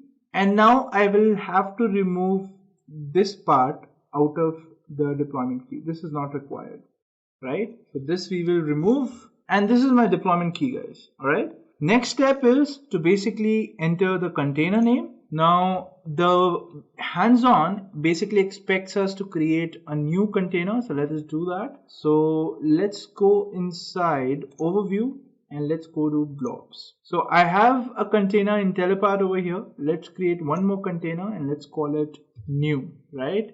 And let's give the access as blob and let's click on OK. Alright, so my container is now ready and it's called new. Let's name the container over here. So my container name is new. Okay, everything else looks good. So right now this is basically the connection information for my MySQL database. So right now it is going to upload the data onto my local host MySQL. Alright, so let's see if I can upload a file now. Let's save this index.php. Let's come back to our website. Let's refresh it once. And now let's choose a file which we want to upload. Let's go inside. Let us try to upload, let's say, database. So this is an image which is called database. Let's select this and let's click on submit. So it says blob uploaded successfully and new record created successfully. So let us verify that in our database. So I'll do a select star from names. As you can see, there is a new entry over here which is 680345573. This is the name which has been assigned by my website. So this is basically a random name. The reason for that is that it could be that you are uploading duplicate files, and if you upload duplicate files you don't want the names to coincide. So what I'm doing is I'm assigning a random name to every file that I'm uploading, right? So this is the file which has been uploaded and we can check it over here. If I click on checklist, this is the file which has been uploaded, and if I click on this file now, I can download that file basically from Azure. It says blob not found, and the reason for that is that I'll have to change the URL inside my list website, which is basically if I click on checklist, this is the list.php. I'll have to change some code here. I'll show you that. But first, let's go inside the new container. And as you can see, there's a PNG file over here. Now this PNG file I can directly download from my list file. But in order to do that, what I'll have to do is I'll have to click on this file and I'll have to copy this URL and I'll have to see what is the prefix over here. So the prefix is this. So I'll have to copy this prefix, and now I will have to go inside my code and open the list.php code, and this is the URL that I'll have to replace. So let's replace it. Alright, great. Now let's save it. Come back to our website. This is the list.php. Let us refresh this once, and now when I click on the file, you can see that I've downloaded the file automatically. Let's click on this file, and this is an image which has been downloaded. Now let's try something else. Let me show you the image first and then I'll try to upload it. So what I'll do is I'll go inside downloads and let's say I want to upload this machine file. So this machine file looks something like this. Okay, now we're going to upload this machine file. Let's go inside our website. Let's choose a file, and now let's select the machine file, which is basically this. This we will upload. We'll click on open and we'll click on submit. So it says blob uploaded successfully. If I go inside my container and I refresh it, you can see there's a new entry over here. Even in my database, if I refresh, there's a new entry over here. And now what I can do is I can basically just go to my list, refresh it. This is the new entry. Click on it, file gets downloaded, click here, and this is the file which was uploaded. So what is basically happening over here is this file is now hosted on Blob, and any of you, if you click on this link, you will be able to download it. But the problem is that this website right now is only available on my local host, and I have to make it available to the world. Now how can I do that? So first thing first, let us go back to our slides and see what is our next step. So our next step is that I want to create a MySQL database on Azure. So right now my database which is being updated is on my local host. But what I want is that it should be updated on my Azure MySQL database. Now let's see how we can do that. So the first thing that I will do is I'll have to go back to my Azure dashboard. I'll have to go to services and I'll have to go into databases. and this is the database that I want to launch, Azure database for MySQL Server. Let's select it. Let's add a database. I want to include it inside my demo environment resource group. The server name, let's specify it as Intel1, right? The admin username, let's specify it as Intel. The password, let's specify it as Intel@123. Okay, it says your password cannot contain all or part of the login name. No issues. Let's name it as Azure@123. Same is the case over here. Alright, and where do I want to launch it? I want to launch it in South India. The version is 5.7, which is great. Now let's change the amount of specification that we have for this server. Let's click on configure server. I want a basic configuration. I basically want 1 core, and I want the least amount of storage, which is 5 GB. Auto growth, no, I don't want it. Backup retention period, the least is 7 days, which is fine. And I think that's it. Let's click on OK.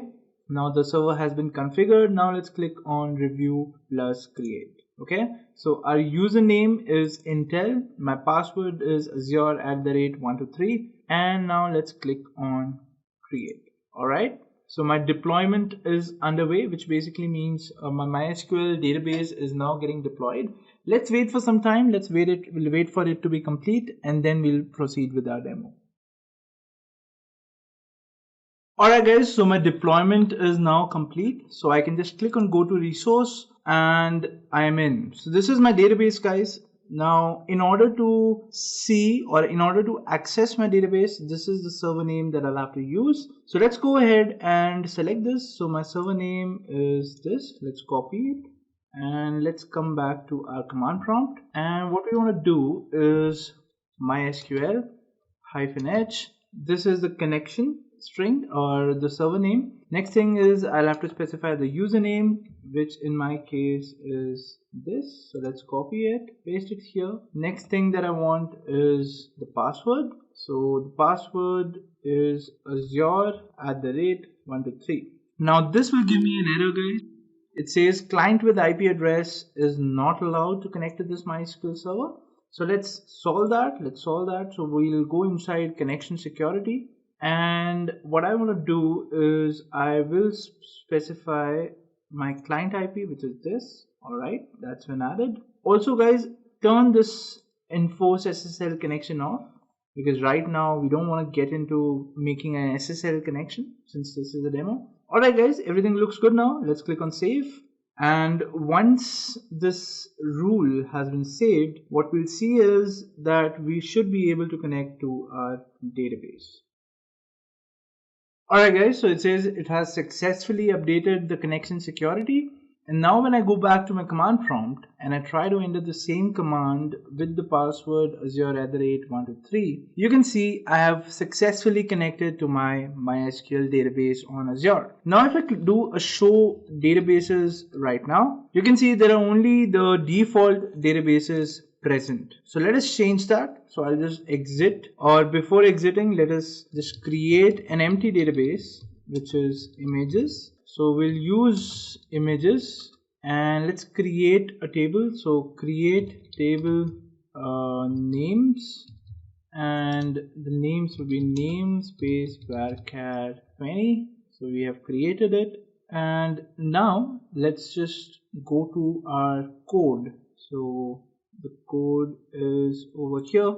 This is my code, guys. Now I will have to specify the server name. So server name in my case would be this. Let's copy it. This is my server name. My username is this, and my password is Azure@123. Okay, everything looks good. Let's save the file. Similarly, in index.php, let's do the same changes. My server name is this. Let's copy it. My username is this. Let's copy it, and my password is Azure@123. Alright, let's save the file, and now let's go to our website. Let's try to check the list. Let's see what it shows us. It shows us empty because there's no data in the Azure SQL table. Great. Now let's choose a file, and now let's try to upload some random file. Let's click on submit. It says blob updated successfully, new record created successfully. Let's check that. So I'll just do a select star from names, and I can see that there is a new entry over here. If I do a checklist, this is the new entry. If I click on this, I can download the file, and this is the file that I basically uploaded. Great. Now my website is updating data onto Azure database, and at the same time it is uploading data onto my storage account inside the container which is new, right? So let's go inside blobs, let's go inside new, and this is the new file which was basically just uploaded. Great guys, now what I want to do is I want to make this website public, right? This website is working fine over here, but I want this website to be used by everyone in the world. Now how can I do that? In order to do that, I will have to go on to home, and we studied or we saw a service which can basically just upload our website and not ask us to install any software. It will not ask us to log in into the operating system, do some configuration, nothing. It will just give us a dashboard through which we can upload our website. So let's go ahead and do that. So the service that I'm talking about is app services. So let's go inside app services and let's click on add. So now it will ask me which resource group. So I'll say demo environment, name of the instance. Let's specify it as Intel demo. All right. Okay. It's already been taken. So let's specify Intel Azure. All right. This seems to be available. What do you want to publish? I want to publish the code, the runtime stack. It's actually PHP 5.6. This is the one. What is the region that we want to deploy it in? We want to deploy it in South India. So let's select that. South India. This is the one. Great. Let's change the size of the server which will be launched. So basically we are in dev or test environment, right? And this is the minimum configurations that we can launch. Alright, let's click on apply, and now let's click on review and create. So this over here we can basically do all the necessary review as to what all we are launching. So we just selected PHP 5.6 and we specified the name of the app. That's all we did, right? Now let's click on create. Now guys, what will happen now is it will basically deploy a server on which it will install PHP 5.6, it will install Apache, and then it will give me a URL, and when I go to that URL, I will basically see a sample app, right? It is not giving me access to the operating system. It is not asking me to install any software. All that was done over here was we selected the runtime stack, which was PHP 5.6. We specified the server configuration, and that is all. That is all we need to configure, and that is all we get access to. Now, once it gets deployed, I'll show you guys how you can upload your code onto this particular web app. So as you can see, it is already deployed. Now let's go to resource, and this is a resource, guys. The status is it's running right now, and if I browse this web app right now, it will basically show me a sample web app which has been deployed on it, right? Let's wait for that website to appear. Since this web app has just been launched, it might take some time for the web app to show the website, but nevertheless, it will show the website. So let's wait for it to actually show us. Let me try stopping it and refreshing it once. All right, it's going to take its sweet time, so let's give it that. All right, so as you can see, hey app service developers, your app service is up and running. Time to take the next step and deploy your code. Great, so this is what we want to do. Now, to deploy your code, you will have to go inside Deployment Center. So let's go inside that. So once we are inside Deployment Center, it's asking me where is my source control, right? So my source control is basically on my local, right? So, but my local is not a Git repository as of now. So what I can do is I can just go on my code, which is over here, Azure 1. This is the folder, and let me just right click here and click on Git Bash, right? Let me just make the text a little bigger for you so that it is visible. All right, so guys, now what I'm going to do is I'm going to initialize an empty Git repository, so git init, and now I'm going to add all the files in the Git file system. I'm going to stage it for the Git file system. So once this process is done, I'm going to commit it, git commit -m, and this is my first comment. Now it's going to save the files. Great, so the files are saved. Now what I want to do is I want to upload this particular code onto my Azure web app, right? So going back to the portal, I do have a local Git where I have my code checked in. So let's select this option and click on continue. Now it's asking me which build provider to choose. Don't worry about here. Don't worry about what is Azure Pipelines and what is Kudu engine. Basically, if you select Kudu engine, you don't have to do any configuration. More on this we can discuss in the further sessions, but right now just select the Kudu engine and click on continue. And now it says your local Git repository URL will be generated upon completion. Branch would be master, app service is build service. Great, let's click on finish. So now it is basically going to set up the Git environment for me on the web app server, and what I will get is basically this URL, which is my Git URL. So this URL I'll be using to upload my code. But before that, I will also have to set the credentials for my Git system. So to set that, I click over here, FTP credentials, and I'll go to user credentials. And I can specify anything over here. Let's specify a username. Let's say the username is Intellipaat, and let's say the password is Intelli@123, Intelli@123, and now let's click on save credentials.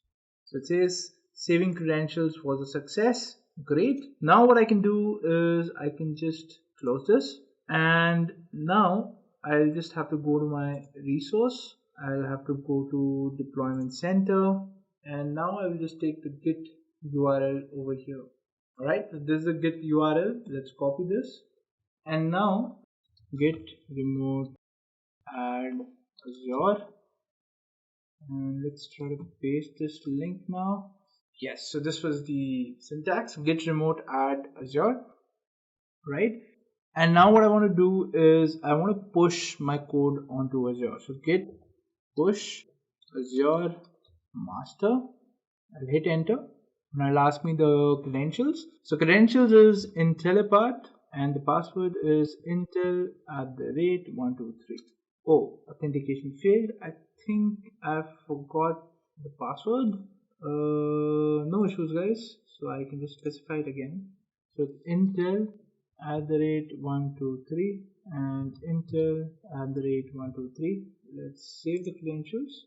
Okay, credentials are saved. Let's go back here, git push Azure master, and now it should basically push my code onto the web app. Now it will take some time over here, guys. Don't worry about the time. It will take around a minute or so to upload your code. So let's wait for that time and let's hope everything goes well. Alright, the process has started. So it is updating the branch now, copying all the files. Great. So my code is now uploaded on the app, and it says it will restart in 10 seconds. Great.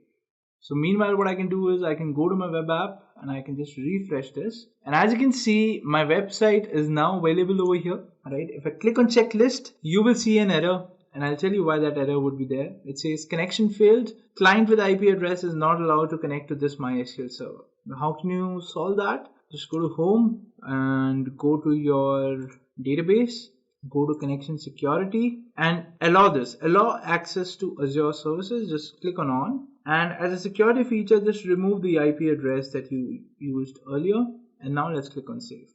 So now my security settings will get updated, and then I would be able to use my website on the web app. Alright, so my settings are about to be updated. Let's wait for that time, and then we'll go ahead. Alright guys, so my data has been updated successfully. So if I go here back and I click on refresh, you can see the list is now being generated. Let's try to upload a file, guys. Let's try to upload this Word file.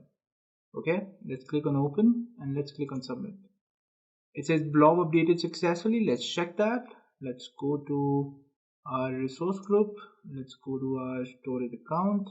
Let's go inside blobs. We'll go inside our container. And this is the docx file which was just updated. And if I refresh the list, I can see the docx file over here as well. If I click on it, I'll be able to download it. And guys, with this, we have successfully completed our demo. But let me show you a very awesome thing that comes with connecting Git to your web app, right? So now I can just simply go to my index.php and let's say I want to change this heading. Okay, so let's try to change the heading. I'll just go down, upload to Azure Blob, and let's add a little bit of text over here. Let's say welcome to Intellipaat. Okay, let's save it, come back to our Git terminal. Let's do a git status. You can see that index.php has been modified. Great. Let's save this file. Let's commit this file, updated index. Great. And now let's push it. So git push Azure master. It'll again take a minute or two, and then our files will get updated on the web app automatically. Alright, so my code has been updated. Let's go ahead and check it. So let me just refresh this website. And as you can see, my code has successfully updated over here. It says upload to Azure Blob, welcome to Intellipaat. And this is exactly what we changed. Alright, so guys, with this, we have successfully completed our demo. Let's summarize what all we did. So let me come back to my slides. So we demonstrated the website on the local host, which was working fine. Then we created a new container, and then we uploaded all the blob files over there. After that, we also deployed a MySQL database on Azure, and the localhost website was then able to insert data onto the MySQL database on Azure. And then finally, we also deployed an Azure web app, and we deployed our website using the local git method. And finally, we also checked if we updated anything, and we pushed through our git method. The files were successfully being uploaded onto my Azure web app, right? So with this, guys, we have successfully completed our demo. Our next topic is basically quiz. So let's go ahead and see some of the questions that we can answer after attending this session. Alright guys, so our first question is, which of the following is not a platform as a service? And the options are MySQL database for Azure, app service, Azure VMs, or is the answer none of these? Okay, so if you want, you can pause the video and think about it. So did you guess the answer? So yes, the answer is Azure VMs. The next question is, can we deploy a Azure VM without a virtual network? So the options are yes, no, or none of these. So what do you think? So yes, you guessed it right. The answer is no, right? Let's now move on to our third question, which is, what is Azure Active Directory used for? Is it A, monitoring, B, identity management, C, automation, or D, none of these? Now guys, I will not give you the answer for this particular question, so you'll have to answer it to me in the comment section below, alright? Alright guys, so I hope this video was useful to you, and if you found it helpful, please like and share this video, and also subscribe to our Intellipaat channel so that you don't miss out on any updates from us. Right? If you have any queries with regards to what was taught in the video today, please comment it down in the comment section and we'd be happy to help you out. Right? So keep learning with Intellipaat. I'll see you in the next video. Have a great day ahead and goodbye.